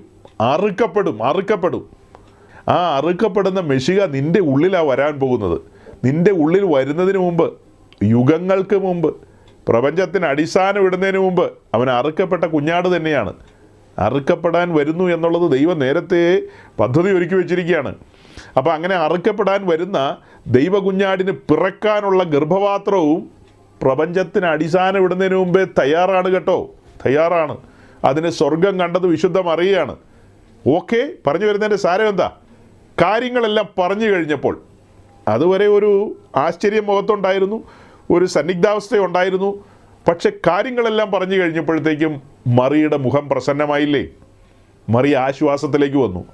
പിന്നീട് വിശുദ്ധ തിരുവെഴുത്തിൽ എവിടെയെങ്കിലും മറിയ ഒരു ചോദ്യം ചോദിച്ചതായിട്ട്, വലുവനായ ദൈവത്തിൻ്റെ സന്നിധിയിൽ ഒരു ക്വസ്റ്റ്യൻ മാർക്ക് ഉണ്ടാക്കിയതായിട്ട് നിങ്ങൾ കാണുന്നുണ്ടോ? ഇതൊരു വിശദമായ ഒരു ധ്യാനത്തിൻ്റെ ഭാഗമായിട്ട് കൊണ്ടുവരേണ്ടതാണ്. പക്ഷെ ഞാൻ ഇടയിൽ കയറി പറയുന്നതുകൊണ്ട്, വിശദീകരിക്കാത്തതുകൊണ്ട് നിങ്ങൾക്ക് അതിൻ്റെ ഗൗരവം ചിലപ്പോൾ പിടികിട്ടാൻ സാധ്യത കുറവാണ്. പക്ഷേ അതിൻ്റെ ആഴത്തിലേക്ക് പോകാനായിട്ട് എനിക്കിപ്പോൾ സമയമില്ലാത്തത് കൊണ്ട് ഞാൻ മുൻപോട്ട് പോവുകയാണ്. നിങ്ങൾ ചിന്തിക്കണം സഹോദരങ്ങളെ, ഇവിടെ ഇരിക്കുന്ന ഞാനും നിങ്ങളും, നമ്മൾ ഒരുമിച്ച് ഇവിടെ ഇരിക്കുന്ന ഞാനും നിങ്ങളും, നമ്മളെല്ലാവരും ഒന്ന് ചിന്തിച്ച് നോക്കി. നമ്മൾ ഈ മെശിഹയെ കണ്ടെത്തിയതിന് ശേഷം, ആ സ്വർഗീയ ദർശനം പ്രാപിച്ച് തൻ്റെ രാജ്യത്തിലേക്ക് പ്രവേശിച്ചതിന് ശേഷം എന്തെല്ലാം കാര്യത്തിൽ പിറുപിറുത്ത മനുഷ്യരാണ് നമ്മൾ. മെശിഹായെക്കുറിച്ചുള്ള അറിവ് എന്നാ നമുക്ക് കിട്ടിയത്? സുവിശേഷം കേട്ട സമയത്തല്ലേ? മറിയയുടെ ഗർഭപാത്രത്തിൽ വരുന്ന കാര്യമാണ് ദൂതൻ പറഞ്ഞത്. നമ്മോട് സുവിശേഷം പറഞ്ഞവരെന്താ പറഞ്ഞത്? ഗർഭപാത്രത്തിൽ വരുന്ന കാര്യമല്ല, ഹൃദയത്തിൽ വരുന്ന കാര്യമാണ്. അപ്പോൾ അങ്ങനെ മെശിഹ നമ്മുടെ ഉള്ളിൽ ഭൂജാതനാകുകയാണ്. ആ മെശിഹ നമ്മെ ദൈവരാജ്യത്തിലേക്ക് എത്തിക്കുകയാണ്. അങ്ങനെ നാം ദൈവരാജ്യത്തിൽ മെശിഹായോട് കൂടെയുള്ള ഒരു വാസമാണ് ഈ ഭൂമിയിൽ നമ്മൾ വസിക്കുന്നത്.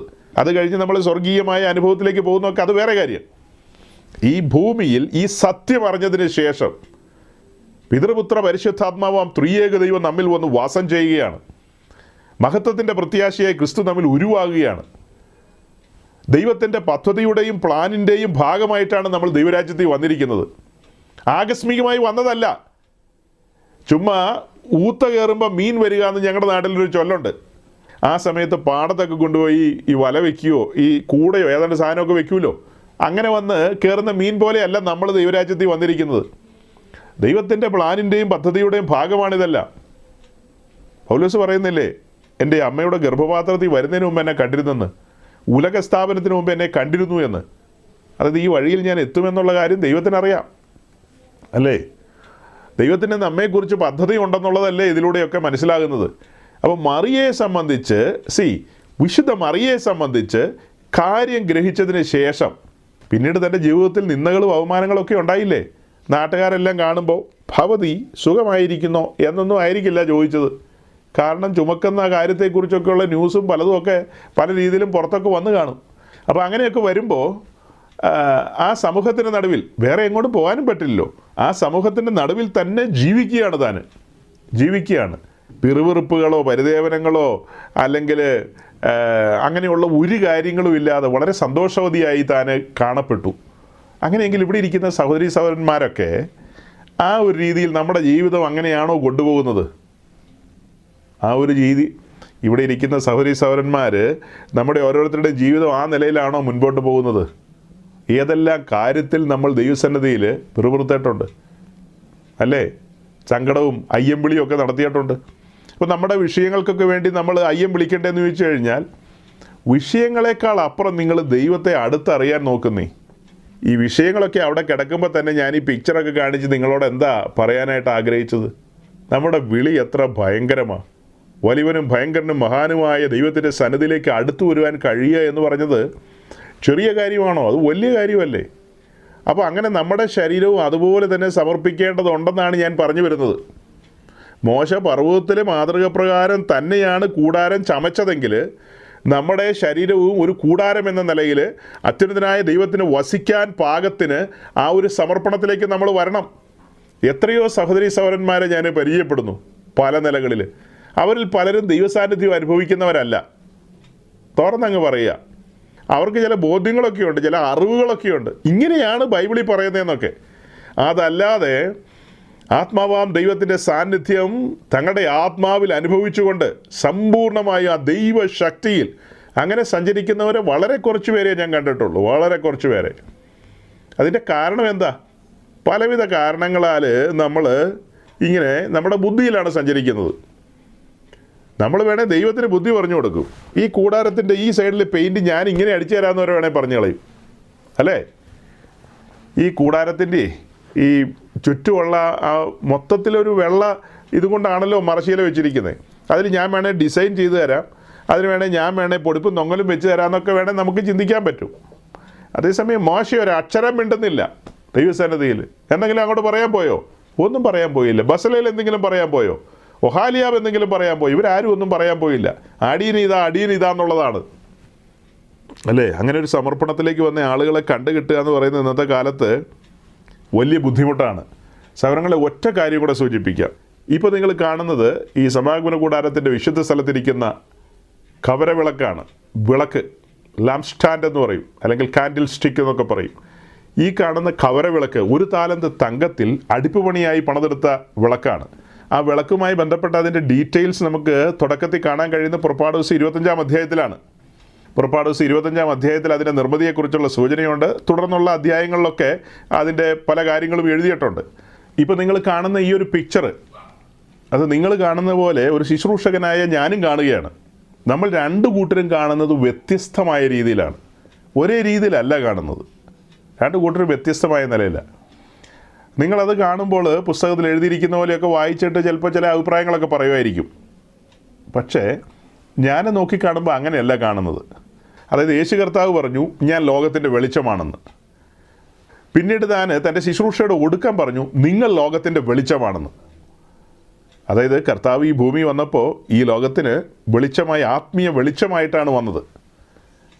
പിന്നത്തേതിൽ തൻ്റെ ശിഷ്യന്മാരുടെ മുഖത്ത് നോക്കിയിട്ടാണ് പറയുന്നത്, നിങ്ങൾ ലോകത്തിൻ്റെ വെളിച്ചമാണെന്ന്, നിങ്ങൾ ലോകത്തിൻ്റെ വിളക്കാണെന്നുള്ളതാണ് അതിൻ്റെ അർത്ഥം.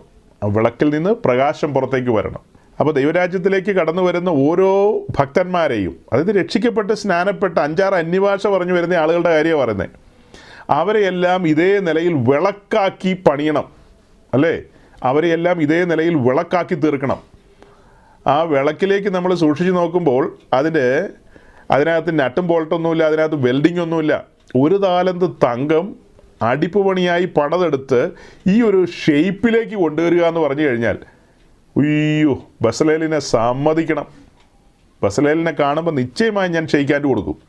1 താലന്ത് തങ്കം ഈ ഒരു ഷേപ്പിലേക്ക് കൊണ്ടുവരിക എന്ന് പറഞ്ഞാൽ എത്ര ശ്രമകരമായിരിക്കും. ഇതിൻ്റെ അളവും അതിൻ്റെ സ്കെച്ചും പ്ലാനും ഒക്കെ കയ്യിലേക്ക് കിട്ടിക്കഴിയുമ്പോൾ ബസലേലിന് വേണമെങ്കിൽ നോക്കിയിട്ട് ബസലേലിൻ്റെ പുരുകം ഇങ്ങനെ പൊങ്ങി വേണമെങ്കിൽ വരാം. പക്ഷെ അങ്ങനെയൊന്നും വന്നില്ല. ഇതൊന്നും സാധ്യമല്ല കേട്ടോ, ഇതൊന്നും സാധ്യമല്ല, ഇതൊന്നും എളുപ്പമല്ല. ഇതെങ്ങനെ ഉണ്ടാക്കുമെന്നാണ് ഈ പറയുന്നത്? വെൽഡ് ചെയ്യാൻ സമ്മതിക്കില്ല, നട്ടും ബോൾട്ട് ഇടാൻ സമ്മതിക്കില്ല, അങ്ങനെ ഒന്നും ചെയ്യാൻ പറ്റില്ല. 1 താലന്ത് തങ്കം അടിച്ച് ഇങ്ങനെ ഒരു ഷേപ്പിലേക്ക് കൊണ്ടുവരണമെന്ന് പറഞ്ഞാൽ അസാധാരണമായ ഒരു വർക്കാണത്, ഭയങ്കരമായൊരു വർക്കാണ്. ഈ പ്രപഞ്ചത്തിൽ ആരെങ്കിലും ഇങ്ങനത്തെ ഒരു വർക്ക് വേറെ ചെയ്തിട്ടുണ്ടോ എന്ന് എനിക്കറിയില്ല. എൻ്റെ ചിന്ത ശരിയാണെങ്കിൽ അങ്ങനത്തെ വർക്കൊക്കെ കുറവായിരിക്കും. ഏതൊരു വർക്കിനകത്തും നമുക്ക് വെൽഡ് ചെയ്യാം, നട്ടും ബോൾട്ടും ഇടാം, കൂട്ടിച്ചേർക്കാം, കുറയ്ക്കാം, അങ്ങനെ പല കാര്യങ്ങളുമുണ്ട്. ഇതൊന്നും പറ്റത്തില്ല. ഈ 1 താലന്ത് തങ്കത്തെ ഈ ഒരു ഷേപ്പിലേക്ക് കൊണ്ടുവരണം. രക്ഷിക്കപ്പെട്ട ദൈവസന്നിധിയിലേക്ക് വരുന്ന ഓരോ വിശുദ്ധന്മാരെ ഇതുപോലെ പണിത് വിളക്കാക്കി എടുക്കുക എന്ന് പറഞ്ഞാൽ ശ്രമകരമായ പണിയാണ്. നമ്മൾ ആ വിളക്കിലേക്ക് സൂക്ഷിച്ച് നോക്കുമ്പോൾ അതിൽ ചില ബെൻഡുകളൊക്കെ നമുക്ക് കാണാം. അതായത് പുറപ്പാട് ദിവസം 25-ാം അധ്യായം വായിക്കുക. അവിടെ പുഷ്പപുടം എന്നൊക്കെ പറയുന്ന കുറേ കാര്യങ്ങളുണ്ട്. അതായത് ഈ വിളക്ക് ഡയറക്റ്റ് ക്രിസ്തുവുമായിട്ട് ബന്ധപ്പെടുത്തിയാണ് നമ്മൾ പറഞ്ഞു തുടങ്ങുന്നത്. വിളക്ക് ക്രിസ്തുവിനെയാണ് കാണിക്കുന്നതെന്ന്. അപ്പോൾ ക്രിസ്തുവിൽ നിന്ന് പുറപ്പെട്ട ആത്മാവിൻ്റെ ഫലം, ആ ഫലവുമായി ബന്ധപ്പെട്ട് പുഷ്പപുടം എന്നൊക്കെയുള്ള കാര്യം എക്സ്പ്ലെയിൻ ചെയ്യുന്നത്. ഇപ്പം ഞാനിവിടെ എക്സ്പ്ലെയിൻ ചെയ്യാൻ പോവുകയല്ല.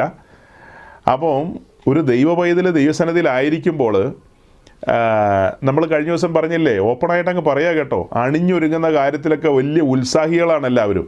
പക്ഷേ ഫലം പുറപ്പെടുവിക്കുന്നതിനെക്കുറിച്ചോ നമ്മിൽ നിന്ന് ആത്മാവിൻ്റെ വരങ്ങളൊക്കെ പുറത്തേക്ക് വരുന്നതിനെക്കുറിച്ചോ ഒന്നും നമ്മൾ ഉത്കണ്ഠാകുലരല്ല. നമ്മൾ എങ്ങനെ മറ്റുള്ളവരുടെ മുമ്പാകെ നിൽക്കും എന്നുള്ളതിലാണ് നമ്മുടെ ഉത്കണ്ഠ. ഞാൻ എങ്ങനെ അവിടെ പോയി നിൽക്കും, എങ്ങനെ ഈ തവണത്തെ കല്യാണത്തിന് പോകുമെന്നാണ് ചോദിക്കുന്നത്.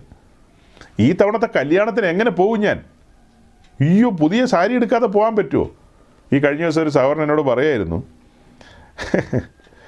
ഒരു പുള്ളിക്കാരി ഏതാണ്ട് 6000 രൂപയ്ക്ക് എങ്ങാണ്ട് ആ ചുരിദാറൊക്കെ എടുത്തതെന്ന്. അങ്ങനെയൊക്കെ വിലയുണ്ടെന്നുള്ളത് ഞാൻ ഇപ്പോഴാണ് അറിയുന്നത്. 6000 രൂപ. അതേസമയം ചില സമയത്ത് നിസ്സാരം 500 രൂപ 200 രൂപയൊക്കെ വേണേൽ വായ്പയും ചോദിക്കും. ഈ 500-200 വായ്പ ചോദിക്കുന്ന ഞാൻ ഇടയ്ക്കൊരു മെസ്സേജ് സൂചിപ്പിച്ചത് ഇതൊക്കെ അലങ്കാരത്തിന് വേണ്ടി മുടക്കുന്ന പൈസ. ഈ സഹോദരിമാരുടെ ഈ തലമുടി ഇങ്ങനെ കോല് പോലെയാക്കാൻ, അതിന് ഇംഗ്ലീഷിൽ വേറൊരു വാക്കാണ് പറയുന്നത്, സ്ട്രെയിറ്റൻ എന്നാണ് പറയുന്നത്. അതിന് ഞാൻ മലയാളത്തിൽ പറഞ്ഞാൽ കോല് പോലെ എന്ന് പറയും.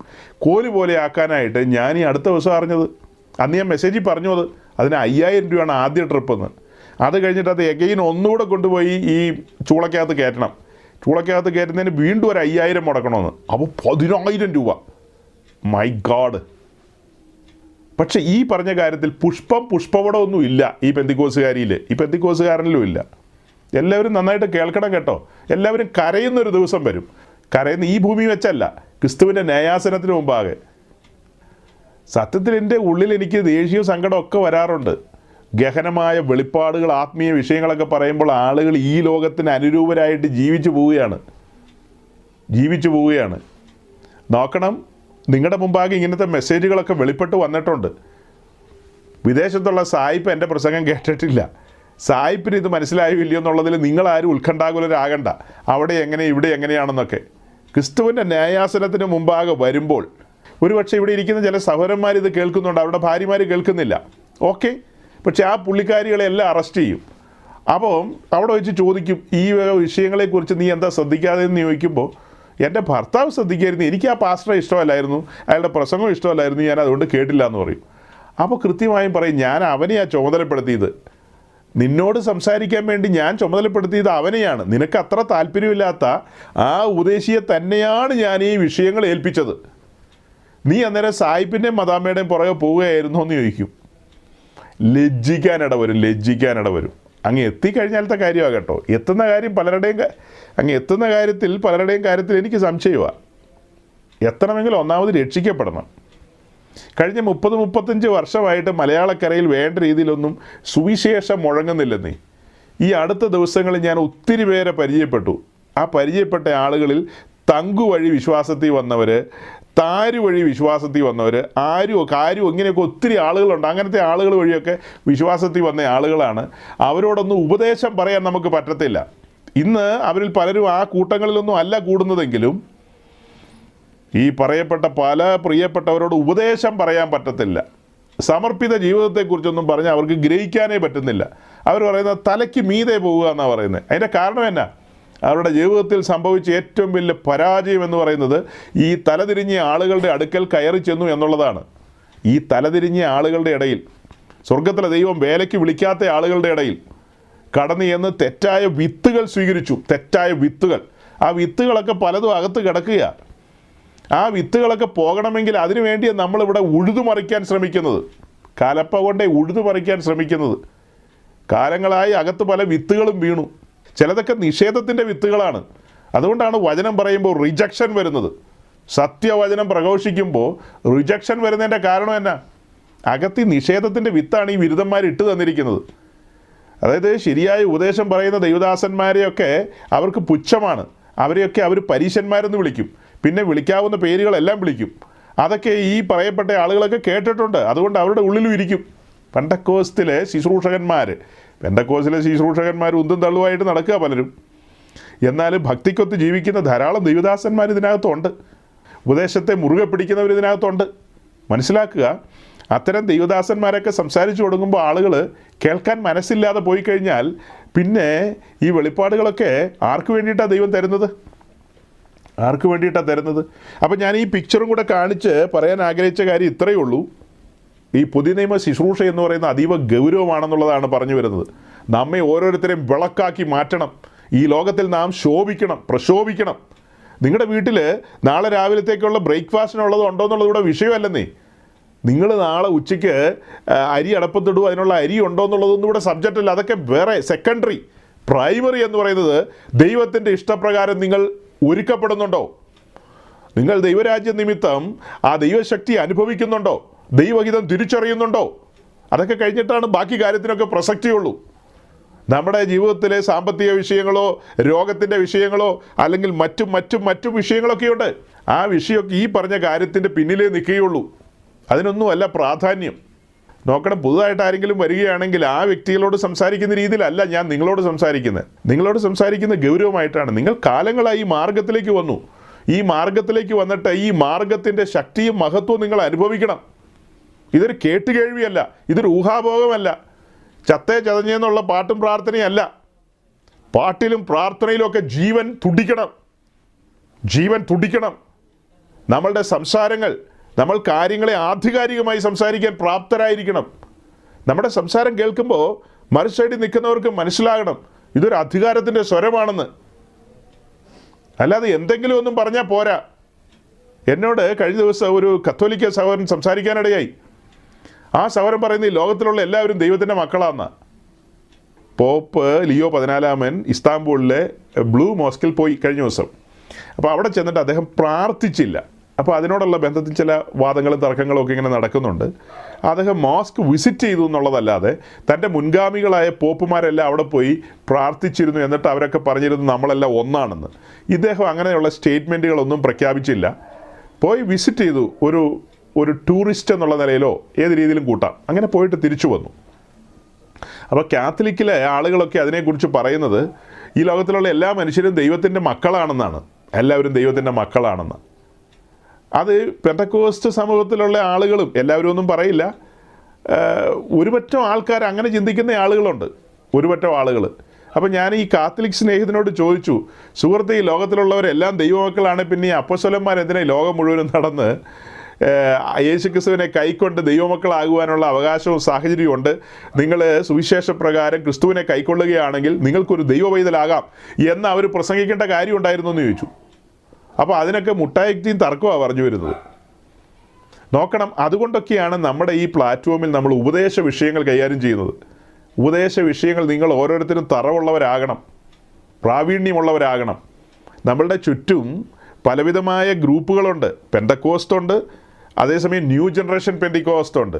ഈ പറയപ്പെടുന്ന ഗ്രൂപ്പുകളിലൊക്കെ എന്തെല്ലാം മണ്ടത്തരങ്ങളാണ് പഠിപ്പിക്കുന്നതെന്നറിയാമോ? മണ്ടത്തരങ്ങളാണ് പഠിപ്പിക്കുന്നത്. ഈ കഴിഞ്ഞ ദിവസം ഞാൻ ഒരു സഹോദരനോട് സംസാരിച്ചേ, നമ്മളിവിടെ ഇങ്ങനെയുള്ള ഈ മീറ്റിങ്ങിലൊക്കെ പ്രസംഗിക്കുമ്പോൾ നിങ്ങളുടെ ഭാര്യയൊക്കെ ഈ മീറ്റിങ്ങിൽ കൊണ്ടുവരണ്ടേ, അവരെയൊക്കെ വചനം കേൾപ്പിക്കണ്ടേ എന്ന് ചോദിക്കുമ്പോൾ അദ്ദേഹം പറയാണ്, ഞാൻ നിങ്ങളുടെ മീറ്റിങ്ങിൽ ഒരു ദിവസം വന്നിരുന്നു. ഞാൻ ഈ പ്രസംഗമൊക്കെ കേട്ടുകൊണ്ടിരുന്നപ്പോൾ എൻ്റെ ഭാര്യ പെന്തിക്കോസുകാരി എന്നൊക്കെയാണ് പറയുന്നതെങ്കിലും അവൾ സീരിയൽ കണ്ടുകൊണ്ടിരിക്കുകയാണ്. ഏതോ ഒരു വീട്ടിൽ തന്നെ ഭർത്താവ് നമ്മളിവിടെ പ്രസംഗിച്ച പ്രസംഗം കേട്ടുകൊണ്ടിരിക്കുമ്പോൾ ഭാര്യ സീരിയൽ കണ്ടുകൊണ്ടിരിക്കുകയാണ്. ആ ഭാര്യ സഹോദരിയും വിശ്വസിക്കുന്നത് എന്തായിരിക്കും? താനൊരു ക്രിസ്ത്യാനിയാണെന്നോ താനൊരു ദൈവവൈതലാണെന്നൊക്കെ ആയിരിക്കും വിശ്വസിക്കുന്നത്. വാസ്തവമായ ഒരു ദൈവവൈതലാണെങ്കിൽ, പരിശുദ്ധാത്മാവ് ഉള്ളിൽ വസിക്കുന്നുണ്ടെങ്കിൽ, തൻ്റെ ഭർത്താവ് ദൈവവചനം കേട്ടുകൊണ്ടിരിക്കുമ്പോൾ, ഒരു ശുശ്രൂഷകൻ ദൈവവചനം ഘോഷിക്കുകയാണ്, അതിലൂടെ ക്രിസ്തുവിനെയാണ് വെളിപ്പെടുത്തുന്നത്.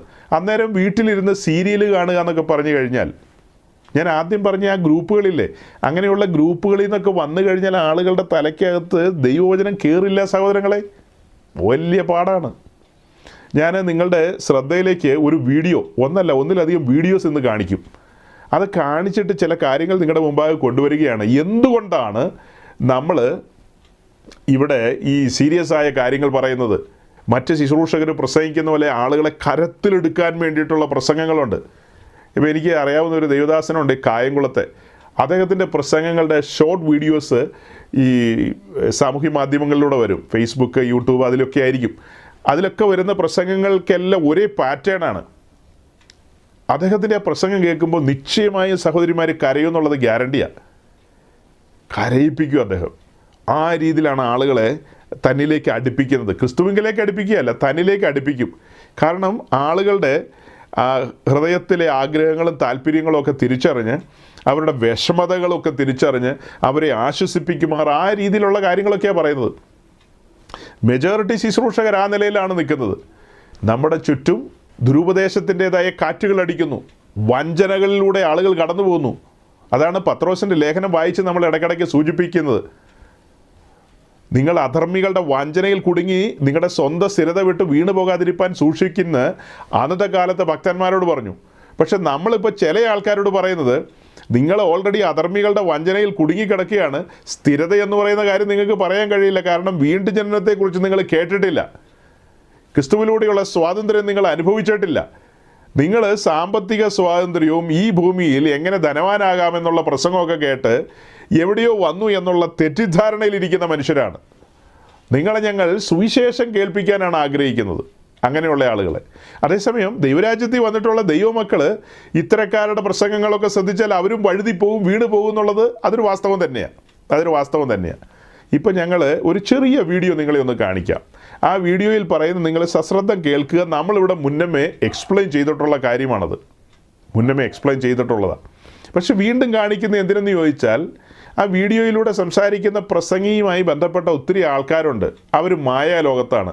ആ മായാലോകത്തിരിക്കുന്ന ആളുകളെ അവരുടെ മണ്ടത്തരം ഒന്ന് തിരിച്ചറിയാൻ പാകത്തിന്, പുതുതായിട്ടൊക്കെ പലരും നമ്മളെ കേൾക്കുന്നുണ്ടല്ലോ, അത്തരം പ്രിയപ്പെട്ടവർക്കും കൂടെ പ്രയോജനപ്പെടാൻ പാകത്തിന് ജസ്റ്റ് നിങ്ങൾ ഈ വീഡിയോ ഒന്ന് കാണും.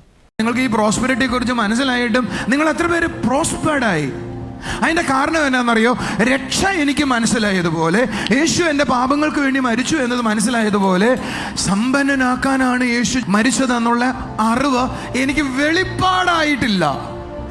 എപ്പോൾ അത് വെളിപ്പാടാകുന്നുവോ അപ്പോൾ മുതൽ ഞാൻ അത് അനുഭവിക്കാനായി തുടങ്ങും. കേൾക്കുന്നൊക്കെ ഉണ്ട് യേശു മരിച്ചത് ധനവാനാക്കാനാണെന്ന്, പക്ഷേ അങ്ങോട്ട് കേറുന്നില്ല. എൻ്റെ പാപങ്ങൾക്ക് വേണ്ടി യേശു മരിച്ചു എന്നത് എനിക്ക് നല്ലോണം അറിയാം. എൻ്റെ പാപം അത് റിസൾട്ട് ഉണ്ടാക്കി. അതുകൊണ്ട് ഞാൻ പറയുന്നത് ഇപ്പൊ ഞാൻ വിശുദ്ധനാണെന്നാണ്. അതെൻ്റെ തലയിൽ കയറിയിട്ടുണ്ട് എന്ന് പറഞ്ഞാൽ, തലയിൽ ഉള്ളിൽ വെളിപ്പാടാകാത്ത ഒരു വചനവും എനിക്ക് പ്രയോജനപ്പെടുകയില്ല.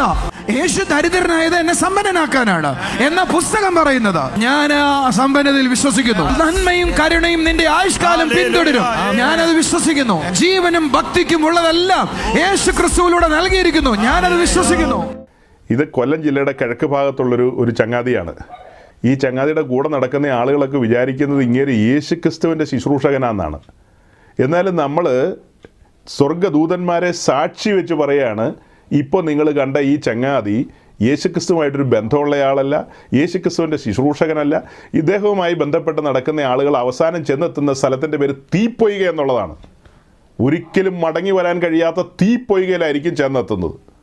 ഇങ്ങനെ ഏതെങ്കിലും ഒരു പ്രസംഗം കേട്ടിട്ട് ആ പ്രസംഗത്തിൻ്റെ ഒരു ഭാഗം മാത്രം നിങ്ങളുടെ മുമ്പാകെ പ്രസൻറ്റ് ചെയ്തിട്ട് പറയുന്നൊന്നും അല്ല കേട്ടോ. നാളുകളും വർഷങ്ങളായില്ലേ നമ്മൾ ഇവരെയൊക്കെ ഒബ്സർവ് ചെയ്യുന്നു. പലരുടെയും കാര്യങ്ങളും പ്രസംഗങ്ങളും നമ്മളിവിടെ സൂചിപ്പിച്ചിട്ടുണ്ടെങ്കിലും ഈ ഒരു ചങ്ങാതിയെ മാത്രം നമ്മൾ ഇതിനു മുമ്പ് തൊട്ടിട്ടില്ല, ഇങ്ങനെയുടെ കാര്യം പറയാറുമില്ല. കാരണം എനിക്ക് ഒട്ടും താല്പര്യമില്ലാത്തൊരു വ്യക്തിയാണ്. ബാക്കിയുള്ള ആളുകളിൽ നിന്ന് വളരെ വിഭിന്നമായി ശരിക്കും ദൈവനാമത്തെ ദുഷിക്കുവാൻ വേണ്ടി, ദൈവവചനത്തെ കൂട്ടിക്കളയുവാൻ വേണ്ടി പിശാച് ഇറക്കി നിർത്തിയിരിക്കുന്ന വ്യക്തികളുള്ള ഒരാളാണ്. ഈ വ്യക്തിയുമായിട്ടൊക്കെ സംബന്ധത്തിലൂടെ നടക്കുന്ന ആരെങ്കിലും ഉണ്ടെങ്കിൽ ഇന്ന് തന്നെ ഓടി രക്ഷപ്പെട്ടുകൊള്ളുക. ഇവിടുന്ന് ഈ മീറ്റിങ്ങിൽ നിന്ന് എക്സിറ്റ് അടിച്ച് പോയി കഴിഞ്ഞാലൊന്നും രക്ഷപ്പെടില്ല കേട്ടോ. ഈ മീറ്റിങ്ങിൽ നിന്ന് എക്സിറ്റ് അടിച്ച് പോയാലോ ഈ ഫോൺ ഓഫ് ചെയ്താലൊന്നും രക്ഷപ്പെടില്ല. ചെന്നെത്തുന്ന സ്ഥലത്തിൻ്റെ പേരാണ് സ്വർഗത്തിനും ഭൂമിക്കും ദൈവമായവൻ്റെ ദാസനാ പറയുന്നത്. അധികാരത്തോടെയാണ് പറയുന്നത്, നേരം പോക്കല്ല പറയുന്നത്. എന്താണ് ആ മനുഷ്യൻ പറഞ്ഞത്? യേശുക്രിസ്തു നമ്മുടെ പാപങ്ങൾക്ക് പരിഹാരകനായി എന്നുള്ളത് നിങ്ങൾ വിശ്വസിക്കുന്നു. അടുത്തപടി എന്താ പറയുന്നത്? യേശുക്രിസ്തു നമ്മെ ധനവാനാക്കാൻ വന്നു എന്ന്. അതിന് അദ്ദേഹം കോട്ട് ചെയ്യുന്ന പുസ്തകം ഏതാണ്? 2 കൊരിന്ത്യർ ലേഖനം 8-ാം അധ്യായം. ബാക്കിയൊക്കെ അവർ വായിക്കുന്നുണ്ട്. ഇതൊരു ഷോർട്ട് വീഡിയോ ആണ്, അവരുടെ തന്നെ വീഡിയോ ആണ്. ആ വീഡിയോ കണ്ടപ്പോൾ ഇതിൽ നിന്ന് 2 വാക്ക് പറയണമെന്നൊരു ചിന്ത ഉള്ളിൽ വന്നതുകൊണ്ട് അങ്ങ് പറയുന്നെന്ന് മാത്രമേ ഉള്ളൂ. എനിക്ക് ഒട്ടും താല്പര്യമുള്ള കക്ഷിയല്ല. ഈ ചങ്ങാതിയെക്കുറിച്ചൊക്കെ, ഈ ചങ്ങാതിയുടെ പ്രസംഗമൊക്കെ പറയാമെന്ന് പറഞ്ഞാൽ നമ്മുടെ സ്റ്റാൻഡേർഡ് താഴേക്ക് പോകും. കാരണം അത്രയ്ക്ക് സ്റ്റാൻഡേർഡ് ഇല്ലായ്മയാണ് ഇവരുടെ പ്രസംഗങ്ങളിലൊക്കെ. കൂടുതലും ഇദ്ദേഹത്തിൻ്റെ അടുക്ക വരുന്ന അക്രൈസ്തവ പശ്ചാത്തലത്തിലുള്ള പ്രിയപ്പെട്ടവരാണ്. ആ വരുന്ന മനുഷ്യരൊക്കെ സാധുക്കളായ മനുഷ്യർ ഇവരുടെ അടുക്ക വന്ന് കോടീശ്വരന്മാരാക്കാമെന്ന് പറയുന്നതുകൊണ്ട് അവർ ഇങ്ങനെ കൈയടിച്ചുകൊണ്ടിരിക്കുകയാണ്. ഇവർ പറയുന്നതിനൊപ്പം തുള്ളിക്കൊണ്ടിരിക്കുകയാണ്. ഇടയ്ക്ക് ഇവരൊരു വാക്യം വായിച്ച് കേൾപ്പിക്കും. ആ വാക്യം ഒന്ന് വായിച്ചേ. 2 കൊരിന്ത്യർ ലേഖനം 8:9. ദൈവത്തിൻ്റെ പരിശുദ്ധാത്മാവിനാൽ ശുശ്രൂഷിക്കുന്ന ഒരുവൻ 2 കൊരിന്ത്യർ ലേഖനം 8:9 ഇപ്പം കേട്ടതുപോലെയാണോ വ്യാഖ്യാനിക്കാൻ പോകുന്നതെന്ന് ഒന്ന് വായിച്ചേ. നമ്മുടെ കർത്താവായ യേശുക്രിസ്തു സമ്പന്നനായിരുന്നിട്ടും അവന്റെ ദാരിദ്ര്യത്താൽ നിങ്ങൾ സമ്പന്നരാകേണ്ടതിന് നിങ്ങൾ നിമിത്തം ദരിദ്രനായി തീർന്ന കൃപ നിങ്ങൾ അറിയുന്നുവല്ലോ. ഇത് വളരെ പ്രസിദ്ധമായ വാക്യമാണ്. നമ്മൾ ഇതിനു മുമ്പ് ഈ വാക്യത്തിൻ്റെ വിശദീകരണം നമ്മുടെ പ്ലാറ്റ്ഫോമിൽ പലപ്പോഴായിട്ട് നടത്തിയിട്ടുള്ളതാണ്. എങ്കിലും ഈ പുതിയ സമയത്ത് ഈ ഭാഗം കേൾക്കാത്ത ആളുകളുണ്ടെങ്കിൽ ഈ പ്രസംഗകൻ പറഞ്ഞ വഞ്ചനയെ തുറന്നു കാണിക്കുകയാണ്. ഞാൻ തുടക്കത്തിൽ പറഞ്ഞു, എന്തുകൊണ്ടാണ് ഇങ്ങനത്തെ ഒരു വീഡിയോ കാണിച്ചിട്ട് ഇങ്ങനത്തെ വാക്കുകളൊക്കെ പറഞ്ഞ് നമ്മൾ പ്രസംഗിക്കുന്നതെന്ന് ചോദിച്ചാൽ 2 പത്രോസ് 3:17 കുറിവാക്യം, മറക്കണ്ട. 2 പത്രോസ് 3:17 അധർമ്മികളുടെ വഞ്ചനയിൽ കുടുങ്ങി സ്വന്തം സ്ഥിരത വിട്ട് വീണു പോകരുതെന്നാണ് പറയുന്നത്. അപ്പോൾ അധർമ്മികളുടെ വഞ്ചനയിൽ പുതുതായി വരുന്നവരും കുടുങ്ങാം, പഴയ ആൾക്കാരും വേണമെങ്കിൽ കുടുങ്ങാം. അപ്പോൾ പുതുതായി കേൾക്കുന്നവർക്കും പഴയ ആൾക്കാർക്കും വേണ്ടിയിട്ടാണ് നമ്മളിപ്പോൾ പ്രസംഗിക്കുന്നത്. ഇപ്പോൾ കേട്ടത് ശുദ്ധ പോഷ്കാണ്, സാത്താന്യമാണ്. 2 കൊരിന്ത്യർ ലേഖനം 8:9 നമ്മൾ വായിച്ചത്, നമ്മുടെ കർത്താവ് യേശുക്രിസ്തു സമ്പന്നനായിരുന്നിട്ടും അവൻ്റെ ദാരിദ്ര്യത്താൽ നിങ്ങൾ സമ്പന്നരാകേണ്ടതിന് നിങ്ങൾ നിമിത്തം ദരിദ്രനായി തീർന്ന കൃപ നിങ്ങൾ അറിയുന്നുവല്ലോ. മലയാളക്കരയിലെ ന്യൂ ജനറേഷൻ പെന്തിക്കോസ്ത് ഗ്രൂപ്പുകളിലെ പ്രസിദ്ധരായ ആളുകളുടെ എല്ലാം പ്രസംഗം ഈ വാക്യത്തെ പ്രതിയുള്ളത് നമ്മുടെ കയ്യിലുണ്ട്. ഒത്തിരി പേരുടെയുണ്ട്. കൊട്ടാരക്കര അപ്പോസ്തലൻ, കോട്ടയം തങ്കുച്ചായൻ, ആലപ്പുഴക്കാരൻ എന്നു വേണ്ട അങ്ങനെ ഒത്തിരി പേരുടെ ഈ വാക്യത്തെ മുൻനിർത്തിക്കൊണ്ടുള്ള പ്രസംഗമുണ്ട്. ഇവരെല്ലാം പറയുന്നത് ക്രിസ്തു നമ്മെ സമ്പന്നരാക്കാൻ അഥവാ പണക്കാരനാക്കാൻ വന്നെന്നുള്ളതാണ്. ക്രിസ്തു നമ്മെ പാപത്തിൽ നിന്ന് രക്ഷിക്കും, പിന്നെ നമ്മളെ പണക്കാരനുമാക്കുന്നതാണ്. ഇവർ പച്ചയ്ക്കാണ് പറയുന്നത്, നമ്മെ പണക്കാരനാക്കാൻ വന്നു എന്ന് തലയ്ക്കകത്തേക്ക് കയറട്ടെ എന്നാണ് പറയുന്നത്. തലയ്ക്കകത്തേക്ക് കയറട്ടെ എന്ന്. സഹോദരങ്ങളെ, കഴിഞ്ഞ ആഴ്ചത്തെ മെസ്സേജ് നമ്മൾ അവസാനിപ്പിച്ചത് 2 തെസ്സലോനിക്യ ലേഖനം 2:14 വായിച്ചുകൊണ്ടാണ്. നമ്മുടെ കർത്താവായ യേശുക്രിസ്തുവിൻ്റെ മഹത്വം പ്രാപിപ്പാനല്ലോ ഞങ്ങളുടെ സുവിശേഷ ഘോഷണത്താൽ നിങ്ങളെ രക്ഷയ്ക്കായി തിരഞ്ഞെടുത്തതെന്നാണ് അവിടെ നമ്മൾ കണ്ടത്. അപ്പസ്തോലനായ പൗലോസ്, 2 കൊരിന്ത്യർ ലേഖനം എഴുതിയ പൗലോസ്, 8-ാം അധ്യായം എഴുതിയ പൗലോസ്, ഈ 9-ാം വാക്യവും പൗലോസിൻ്റെ തൂലികയിൽ നിന്ന് തന്നെയാണ് വിരിഞ്ഞത്. ആ പൗലോസ് തന്നെയാണ് 2 തെസ്സലോനിക്യ ലേഖനത്തിൽ പറയുന്നത് നമ്മൾ യേശുക്രിസ്തുവിൻ്റെ മഹത്വം പ്രാപിപ്പാൻ വിളിക്കപ്പെട്ടവരാണെന്ന്. ആ മഹത്വം നമ്മൾ എങ്ങനെ പ്രാപിക്കാമെന്നുള്ളതിൻ്റെ സൂചനയാണ് ഗലാത്യ ലേഖനത്തിലൂടെ താൻ പറയുന്നത്. അതായത് നാം രക്ഷിക്കപ്പെട്ട് സ്നാനപ്പെട്ട് ക്രിസ്തുവിനോട് ചേരണം, ആരംഭം കുറിക്കണം, ക്രിസ്തുവിനോട് ചേരണം. പിന്നത്തേതിൽ നമ്മൾ മുൻപോട്ട് പോകുമ്പോൾ അത് 1 കൊരിന്ത്യർ ലേഖനം 6-ാം അധ്യായത്തിലാണ്, ക്രിസ്തുവിനോട് പറ്റിച്ചേരണം. സുവിശേഷങ്ങളിലൂടെയും അപ്പോസ്തല പ്രവൃത്തിയിലൂടെയൊക്കെ നമ്മൾ കണ്ടെത്തിയ കാര്യമാണ് നാം അനേക കഷ്ടങ്ങളിലൂടെ മുൻപോട്ട് പോകേണ്ടതുണ്ട്. ക്രിസ്തീയ ജീവിതത്തിൽ കഷ്ടങ്ങളുണ്ട്, ആ കഷ്ടങ്ങളിൽ നാം പ്രശംസിക്കുന്നവരാണ്. അങ്ങനെയെല്ലാം നമ്മൾ മുൻപോട്ട് പോകുമ്പോൾ ക്രിസ്തുവിനോട് പറ്റിച്ചേരുകയാണ്. ക്രിസ്തുവിനോട് പറ്റിച്ചേരുന്നവൻ അവനുമായി ഏകാത്മാവാകുന്നു എന്നുള്ളതാണ്. അപ്പോൾ നമ്മുടെ ലക്ഷ്യമെന്ന് പറയുന്നത്, ഞാൻ ടാബർനാക്കൽ സ്റ്റഡിയുടെ കാര്യം നിങ്ങളുടെ മുമ്പാകെ തുടക്കത്തിൽ പറഞ്ഞല്ലോ. അതായത് രക്ഷിക്കപ്പെട്ട് സ്നാനപ്പെട്ട് ദൈവസന്നിധിയിലേക്ക് കടന്നു വരുന്നൊരു വ്യക്തിയുടെ മുമ്പാകെ നമ്മൾ ഈ ടാബർനാക്കലിൻ്റെ പിക്ചറൊക്കെ വെച്ചിട്ട് അതിൻ്റെ ആ ആരംഭ ഭാഗത്ത്, അതായത് വാതിൽ തുറന്നു വരുന്ന ഭാഗത്തിന് പ്രാകാരം എന്ന് പറയും, ആ പ്രാകാരത്തിൽ വന്ന് നിൽക്കുന്ന ഒരു വ്യക്തിയോടുള്ള ബന്ധത്തിൽ 24-ാം സങ്കീർത്തനം വായിച്ചു കേൾപ്പിക്കുകയാണെന്ന് വിചാരിക്കുക. 24-ാം സങ്കീർത്തനത്തിൽ പറയുന്നത്, ആരെൻ്റെ വിശുദ്ധ പർവ്വതത്തിൽ കയറും, ആരെൻ്റെ കൂടാരത്തിൽ പാർക്കുമെന്നാണ് അവിടെ സങ്കീർത്തനക്കാരൻ ചോദിക്കുന്നത്. വിശുദ്ധ പർവ്വതത്തിൽ ആര് കയറും, ആര് രക്ഷിക്കപ്പെടുമെന്നല്ല ചോദിച്ചത്. സുവിശേഷം കേട്ട് അത് ഏറ്റെടുത്തു കഴിഞ്ഞാൽ എല്ലാവർക്കും രക്ഷയിലേക്ക് വരാം. ആ രക്ഷയിലേക്ക് വന്നവരിൽ എത്ര പേര് വിശുദ്ധ പർവ്വതത്തിലേക്കുള്ള യാത്രയിലുണ്ടാകും? ഒരുപക്ഷെ ഈ പർവ്വതത്തിലേക്കുള്ള യാത്രയിൽ പലരും വഴിയിൽ ചിലപ്പോൾ യാത്ര അവസാനിപ്പിക്കാം, എല്ലാവരും അങ്ങ് എത്തിപ്പെടണമെന്നില്ല. അപ്പോൾ അവിടെ ഒരു ക്വസ്റ്റ്യൻ ഉള്ളത് എന്താ? ആർ പർവ്വതത്തിൽ കയറും, ആരെൻ്റെ കൂടാരത്തിൽ പാർക്കുമെന്നുള്ളതാണ്. അപ്പോൾ ഒരു ശുശ്രൂഷകൻ തൻ്റെ വിശ്വാസികളെ അതിനുവേണ്ടി ഉത്സാഹിപ്പിക്കേണ്ടവരാണ്, അല്ലേ? ഒരു ശുശ്രൂഷകൻ്റെ പ്രഥമമായ ഉത്തരവാദിത്വം എന്താ? ഏത് മനുഷ്യനെയും ക്രിസ്തുവിൽ തികഞ്ഞവനാക്കണമെന്ന് നമ്മൾ പറയാറുണ്ടല്ലോ. ഇപ്പോൾ ഈ പറഞ്ഞ രീതി അനുസരിച്ച് തന്നെ ഏൽപ്പിച്ചിരിക്കുന്ന ഈ വ്യക്തിയെ വിശുദ്ധ പർവ്വതത്തിലേക്ക് നയിക്കണം, ആ കൂടാരത്തിലേക്ക് കൈപിടിച്ച് കൊണ്ടുപോകണം. അതാണ് ശുശ്രൂഷകൻ്റെ ഉത്തരവാദിത്വം. ക്രിസ്തുവിനോട് പറ്റിച്ചേരണം. അതായത് മഹത്വ സിംഹാസനത്തിൽ മഹത്വവാനായ ക്രിസ്തുവിനോട് കൂടെ ഒരുമിച്ചിരിക്കണമെങ്കിൽ നാം ആ മഹത്വം പ്രാപിക്കണമെന്നാണ് കഴിഞ്ഞ ആഴ്ച പറഞ്ഞത്. അപ്പോൾ ആ മഹത്വം പ്രാപിക്കാൻ വിളിക്കപ്പെട്ട നാം ഇങ്ങനെയുള്ള പ്രസംഗം കേട്ടാൽ എങ്ങനെ ഇരിക്കും? തീപ്പൊയ്കയിൽ എത്തിച്ചേരും. നമ്മെ പണക്കാരനാക്കാനാണോ വിളിച്ചത്? ഈ വാക്യത്തിൻ്റെ പൊരുളോ ഉള്ളടക്കമോ അറിയാത്ത, വേലയ്ക്ക് വിളിയില്ലാത്ത ഇത്തരക്കാർ വ്യാഖ്യാനിക്കുമ്പോൾ ഇങ്ങനെ തന്നെ വ്യാഖ്യാനിക്കൂ. നമ്മുടെ കർത്താവ് യേശുക്രിസ്തു സമ്പന്നനായിരുന്നിട്ടും ഇവർ വിചാരിക്കുന്നത് എന്താ? ക്രിസ്തു കോടീശ്വരനായിരുന്നു എന്നുള്ളതാണോ? അതാണോ ഉദ്ദേശിക്കുന്നത്? സമ്പന്നനായിരുന്നു എന്ന് പറഞ്ഞാൽ ക്രിസ്തുവിന് എല്ലാ ബാങ്കിലും അക്കൗണ്ട് ഉണ്ടെന്നാണോ ഈ കക്ഷികൾ വിചാരിക്കുന്നത്? സമ്പന്നനായിരുന്നിട്ടും അവൻ്റെ ദാരിദ്ര്യത്താൽ നിങ്ങൾ സമ്പന്നരാകേണ്ടതിന് നിങ്ങൾ നിമിത്തം ദരിദ്രനായി തീർന്ന കൃപ നിങ്ങൾ അറിയുന്നുവല്ലോ. ഈ വാക്യത്തിൽ 2 പ്രധാനപ്പെട്ട വാക്കുകളുണ്ട്. ഒന്ന് സമ്പന്നൻ, 2 ദരിദ്രൻ. അല്ലേ? ക്രിസ്തു സമ്പന്നനായിരുന്നു, പിന്നത്തേതിൽ ദരിദ്രനായി. അതെന്തിനെന്ന് ചോദിച്ചാൽ ദരിദ്രരായിരിക്കുന്ന നമ്മെ സമ്പന്നരാക്കാനെന്ന്. ശ്രദ്ധിച്ചോ? ക്രിസ്തു സമ്പന്നനായിരുന്നു, സമ്പന്നനായിരുന്ന ക്രിസ്തു ദരിദ്രനായി. അത് എന്തിനെന്നുള്ള ഉത്തരമാണ്. ദരിദ്രരായിരിക്കുന്ന നമ്മെ സമ്പന്നരാക്കണം, അഥവാ പണക്കാരനാക്കണമെന്ന്. ഈ വാക്യത്തിൻ്റെ അർത്ഥം അതാണോ? ക്രിസ്തു സമ്പന്നനായിരുന്നു എന്ന് പറഞ്ഞു കഴിഞ്ഞാൽ അവൻ മഹത്വത്തിൽ വസിച്ചു എന്നല്ലേ അർത്ഥം?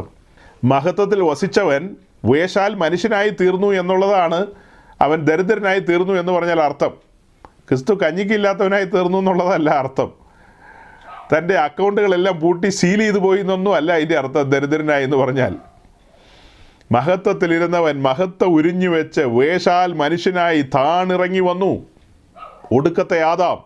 എന്തിനാ? വീണ്ടെടുപ്പുകാരനെന്നുള്ള നിലയിൽ നമ്മെ ആ മഹത്വത്തിലേക്ക് കൊണ്ടുപോകണം, തൻ്റെ മഹത്വത്തിലേക്ക് കൊണ്ടുപോകണം. ഇതൊക്കെ പുതിയ നിയമത്തിൻ്റെ ആഴത്തിലുള്ള പഠനമാണ്. യോഹന്നാൻ 17 കിടക്കുന്നു, ലേഖനങ്ങൾ കിടക്കുന്നു. ഇതിലൂടെയൊക്കെ നമുക്ക് ഈ കാര്യത്തിൻ്റെ ഉള്ളടക്കം മനസ്സിലാകും. അതായത് സ്വർഗത്തിൽ നിന്ന് അയച്ച പരിശുദ്ധാത്മാവിനാൽ ശുശ്രൂഷിക്കുന്ന ദൈവദാസന്മാരെല്ലാം ഈ കാര്യം ഇങ്ങനെ തന്നെയാണ് പറഞ്ഞു തരുന്നത്. അതല്ലാതെ സാത്താൻ വേലയ്ക്കായിട്ട് ഇറക്കി നിർത്തിയിരിക്കുന്നവർ, ഡ്യൂപ്ലിക്കേറ്റ് സഭ. അതായത് നിങ്ങൾ മനസ്സിലാക്കണം, ദൈവസഭയ്ക്ക് ഡ്യൂപ്ലിക്കേറ്റ് ഉണ്ട്. അതാണ് ഈ ന്യൂ ജനറേഷൻ പെന്തിക്കോസ്റ്റ് എന്ന് പറയുന്നത്. ആ ഡ്യൂപ്ലിക്കേറ്റിലെ ശുശ്രൂഷകന്മാരാണ് ആളുകളെ ഇങ്ങനെ വഴിതെറ്റിക്കുന്നത്. നമ്മളെ കൊടിച്ചിരന്മാരാക്കാനാണോ യേശുക്രിസ്തു വിളിച്ചിരിക്കുന്നത്? അതാണോ അതിൻ്റെ ഉത്തരം? ഒരു പുതിയ നിയമ ശുശ്രൂഷകനെ സംബന്ധിച്ച് അവൻ്റെ ദൗത്യം എന്ന് പറയുന്നത് പാപികളെ സുവിശേഷം കേൾപ്പിച്ച് ദൈവരാജ്യത്തിൽ കൊണ്ടുവന്നവരെ ക്രിസ്തുവിൽ തികഞ്ഞവരാക്കുക, ക്രിസ്തു എന്ന തലയോളം വളർത്തുക, ദൈവത്തിൻ്റെ സകല നിറവിനോളം നിറയ്ക്കുക. അങ്ങനെ അനവധി കാര്യങ്ങളാണ്. കഴിഞ്ഞ നാളുകളിൽ നമ്മളതൊക്കെ വിശദീകരിച്ചിട്ടുള്ളവരാണ്, കൂടുതൽ പറയേണ്ട ആവശ്യമില്ല. 2 കൊരിന്ത്യർ ലേഖനം 8:9 ഞാൻ ചുരുക്കി പറഞ്ഞു. നമ്മെ പണക്കാരനാക്കാൻ ക്രിസ്തു വന്നു എന്നുള്ളതിൻ്റെ മറുപടിയാണ് പറഞ്ഞത്. നാം ദരിദ്രരായിരുന്നു എന്ന് പറഞ്ഞാൽ അർത്ഥം എന്താ? നാം മഹത്വം നഷ്ടപ്പെട്ടവരായി ഏദൻ തോട്ടത്തിൽ നിന്ന് പുറത്തു വന്നവരാണ്. മഹത്വത്തിൽ ഇരുന്നവരാണ് നമ്മൾ, പക്ഷെ മഹത്വം നഷ്ടപ്പെടുത്തി തോട്ടത്തിൽ നിന്ന് പുറത്തു വന്നു. നമ്മെ ആ മഹത്വത്തിലേക്കും മഹത്വത്തിലേക്കും കൊണ്ടുപോകേണ്ടതുണ്ട്. അതിനാണ് ക്രിസ്തു വന്നിരിക്കുന്നത്. തൻ്റെ രക്തമാണ് നമുക്ക് വേണ്ടി ഊറ്റിയത് നമ്മെ വീണ്ടെടുക്കാൻ. അങ്ങനെ ആ വീണ്ടെടുപ്പിലേക്ക് വരുമ്പോൾ നാം ആ തേജസ്സിൻ്റെ അനുഭവത്തിലേക്ക് വരികയാണ്. പിന്നീട് ഈ യാത്രയിൽ, മുൻപോട്ടുള്ള യാത്രയിൽ, ഈ ഭൂമിയിലെ 70 ഏറിയാൽ 80, നാം തേജസ്സിന്മേൽ തേജസ്സിലേക്ക് എത്തണം. അങ്ങനെ തേജസ്സിലേക്ക് വന്നവർ, അതായത് ആ മഹത്വത്തിൻ്റെ പൂർണ്ണതയിലേക്ക് വന്നവരാണ്, അവരെയാണ് യോഗ്യരെന്ന് വിളിക്കുന്നത്, അവരെയാണ് മണവാട്ടി എന്ന് വിളിക്കുന്നത്, അവരാണ് ഒടുക്കം കുഞ്ഞാടിൻ്റെ കാന്തയാകാനുള്ളവർ, അവരാണ് ജയാളികൾ, അവരാണ് ഓവർകമേഴ്സ്, അവരാണ് സിംഹാസനത്തിലേക്ക് വരാനുള്ളത്. അത്തരം ആളുകളോട് ഈ വാക്യമൊക്കെ എടുത്തു വെച്ച് നിങ്ങളെ പണക്കാരനാക്കുമെന്ന് പറഞ്ഞു കഴിഞ്ഞാൽ അവരുടെ മുഖം എങ്ങനെ ഇരിക്കും? അതേസമയം ഇവരുടെ മുമ്പിലിരുന്ന് ഈ പ്രസംഗം കേട്ട് തുള്ളുന്ന ആളുകളെ സംബന്ധിച്ച് അവരോടൊന്നും എനിക്കൊരു ദേഷ്യമില്ല കേട്ടോ സഹോദരങ്ങളെ. എനിക്ക് ഈ മനുഷ്യനോടാ താല്പര്യക്കുറവുള്ളൂ. ആ മനുഷ്യരെയൊക്കെ ഓർക്കുമ്പോൾ സഹതാപമേ ഉള്ളൂ. പാവങ്ങൾ, അവരെ വഞ്ചിക്കുകയല്ലേ, ഇവർ പറഞ്ഞു പറ്റിക്കുകയല്ലേ, ഒരിക്കലും നടക്കാത്ത കാര്യം. ഇയാൾ ഏതാണ്ട് 5-10 കോടി രൂപയുടെയാണ് ബംഗ്ലാവ് വെച്ചിരിക്കുന്നത്. അവിടെ വന്ന് ചാടവും തുള്ളവും ചെയ്യുന്ന ആളുകളെ സംബന്ധിച്ച് അവർക്ക് കിടക്കാൻ കൂര പോലുമില്ല. പലരും വളരെ സാധുക്കളായ മനുഷ്യരാണ്. അവരെയൊക്കെ ഈ വാക്യം വായിച്ച് തെറ്റായിട്ടല്ലേ കേൾപ്പിക്കുന്നത്. ക്രിസ്തു പറയാത്ത കാര്യം, തൻ്റെ പരിശുദ്ധാത്മാവ് ഒരിക്കലും പറയാത്ത കാര്യം തെറ്റായി പറയുമ്പോൾ ക്രിസ്തുവിൻ്റെ നാമമല്ലേ ദൂഷിക്കപ്പെടുന്നത്? അതുകൊണ്ടാണ് ക്രിസ്തുവിൻ്റെ ദാസനായ ഞാൻ ഇതിനെ ഖണ്ഡിച്ചുകൊണ്ട് പറയുന്നത്, ഇവരൊന്നും ദൈവത്തിൻ്റെ ദാസന്മാരല്ലെന്ന്. ഇത് പറയാൻ വേറെ ആരും രംഗത്ത് വന്നില്ല എന്നോർത്ത് എനിക്ക് വിഷയമല്ല. എൻ്റെ മേൽ ഭരമേൽപ്പിക്കപ്പെട്ടിരിക്കുന്ന ഉത്തരവാദിത്വ നിമിത്തം, അല്ലെങ്കിൽ എൻ്റെ മേൽ പകരപ്പെട്ടിരിക്കുന്ന അഭിഷേക നിമിത്തം ഞാനത് തുറന്നു പറയും. ഇവരെയൊന്നും സ്വർഗത്തിലെ ദൈവം ആക്കി വെച്ചിട്ടില്ല. വഞ്ചനയുടെ ലോകമാണിത്, വഞ്ചനയുടെ ലോകം.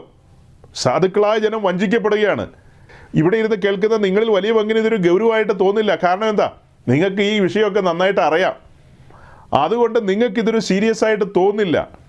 പക്ഷേ ഓർക്കണം, നമ്മുടെ ചുറ്റും അനേക മനുഷ്യർ, ഇടം കൈയും വലം കൈയും അറിയാത്ത സാധുക്കൾ, അവരൊക്കെ ഇവരുടെ മായാവലയത്തിൽപ്പെട്ട് കുടുങ്ങിക്കിടക്കുകയാണ്. നിങ്ങൾ കേട്ടല്ലോ, ഞാൻ എന്തെങ്കിലും ഉണ്ടാക്കി പറഞ്ഞതാണോ? നമ്മുടെ കർത്താവ് യേശുക്രിസ്തു നമ്മെ പണക്കാരനാക്കാൻ വന്നെന്ന് കോട്ട് ചെയ്ത വാക്ക് ചെയ്ത 2 കൊരിന്ത്യർ 8:9. അതാണോ അതിൻ്റെ ഉത്തരം? അതാണോ അതിൻ്റെ ഉള്ളടക്കം? ഒരിക്കലുമല്ല. അപ്പം ഞാൻ അധികം ഇതിനെക്കുറിച്ച് പറയുന്നില്ല.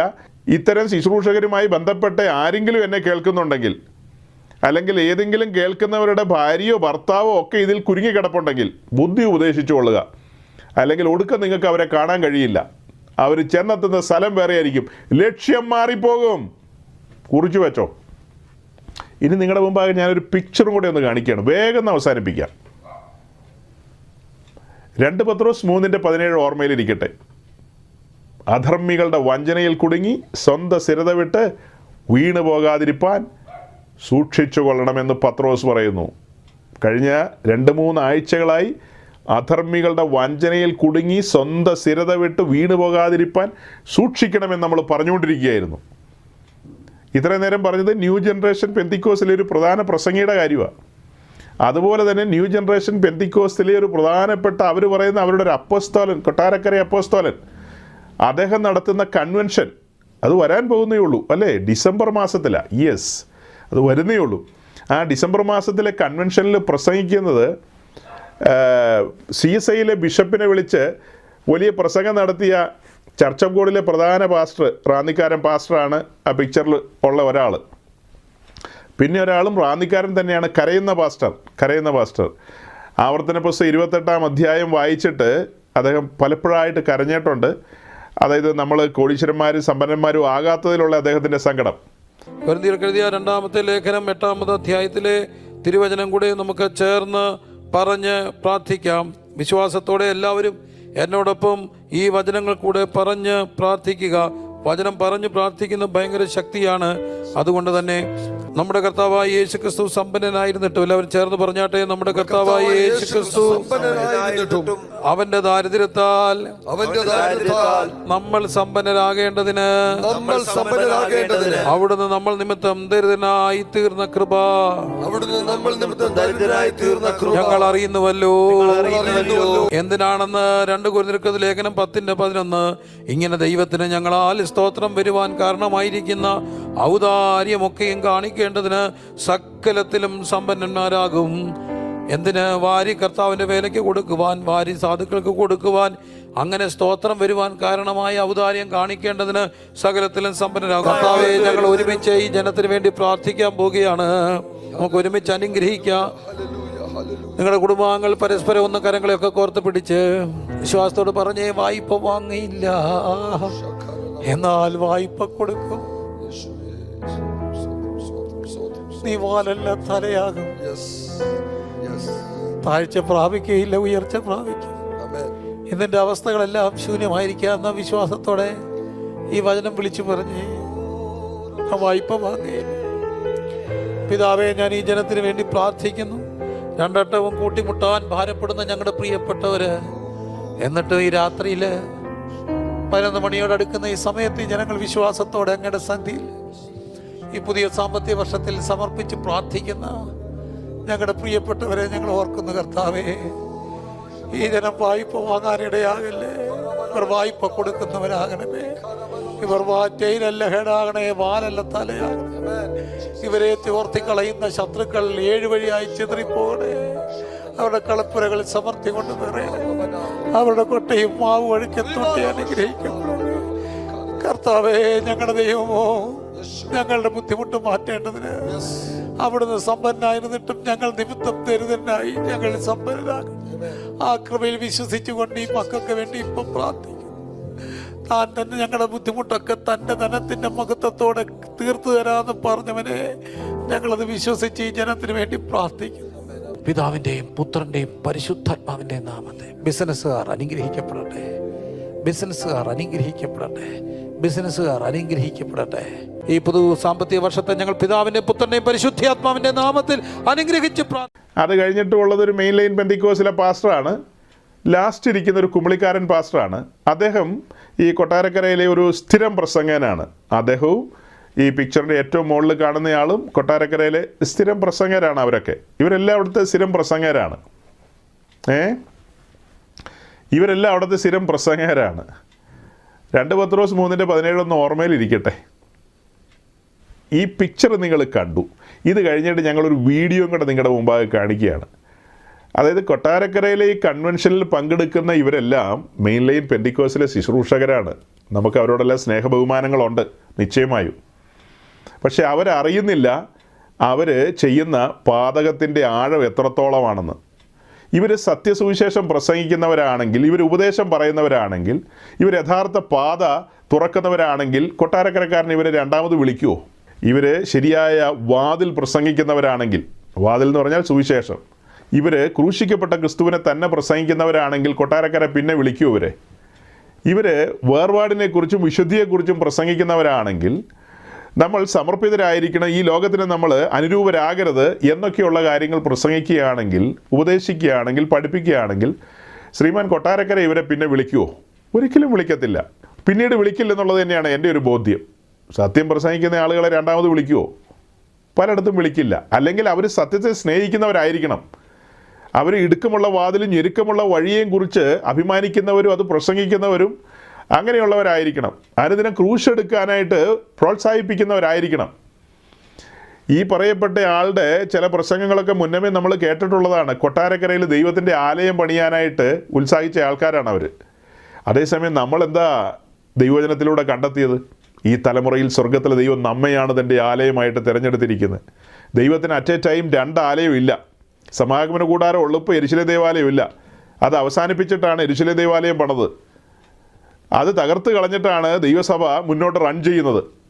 അപ്പോൾ ഈ കാലം എന്ന് പറയുന്നത് നാം ഓരോരുത്തരുമാണ് ദൈവത്തിൻ്റെ സഭയെന്ന് പറയുന്നത്. നാമാണ് വലിയവനായ ദൈവത്തിൻ്റെ നിവാസം എന്നുള്ളത്. ഇപ്പോൾ കല്ലും മണ്ണും കൊണ്ടുള്ളൊരു നിവാസമില്ല.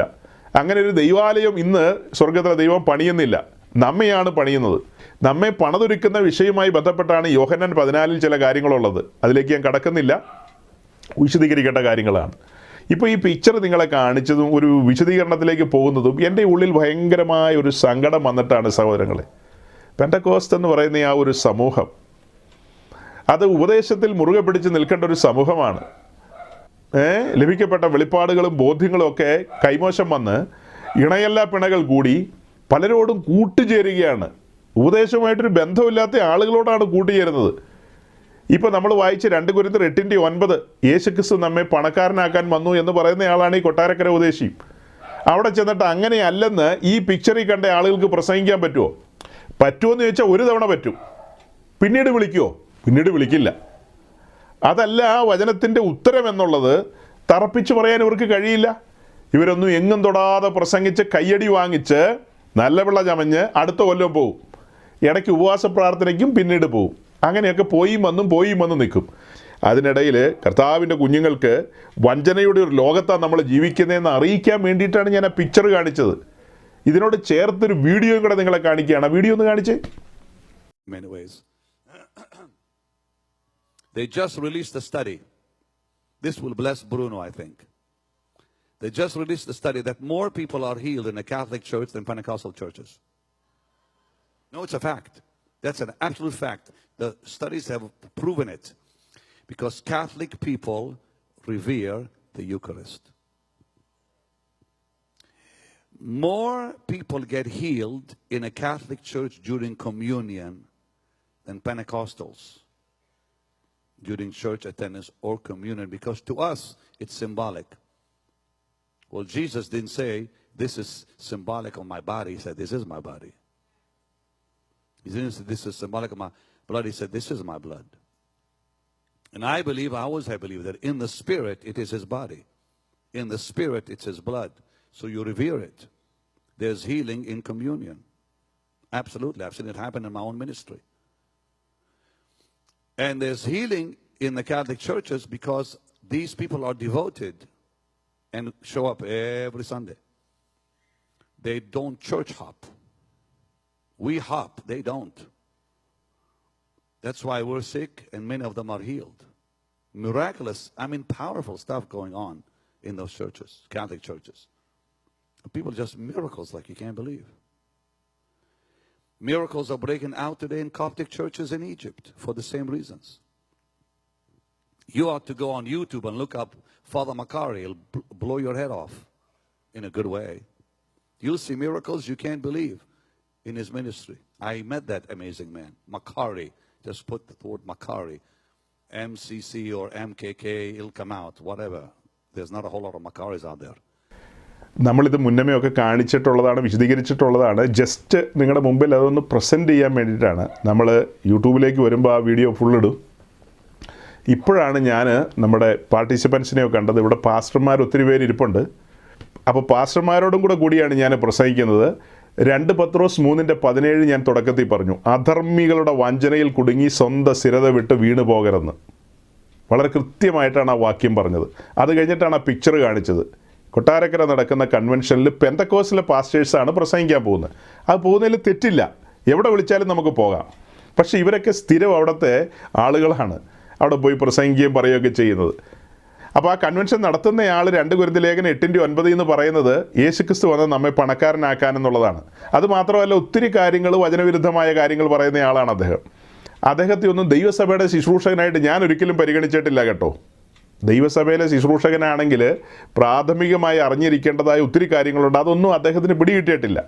അദ്ദേഹത്തിൻ്റെ മേൽ വേറെ സ്പിരിറ്റാണ് വന്നിരിക്കുന്നത്. കൊട്ടാരക്കരക്കാരൻ്റെ മേലുള്ള സ്പിരിറ്റ് എന്ന് പറയുന്നത് പരിശുദ്ധാത്മാവൊന്നുമല്ല. അങ്ങനെ ധരിക്കുന്നവർക്ക് അങ്ങനെ ധരിക്കാം.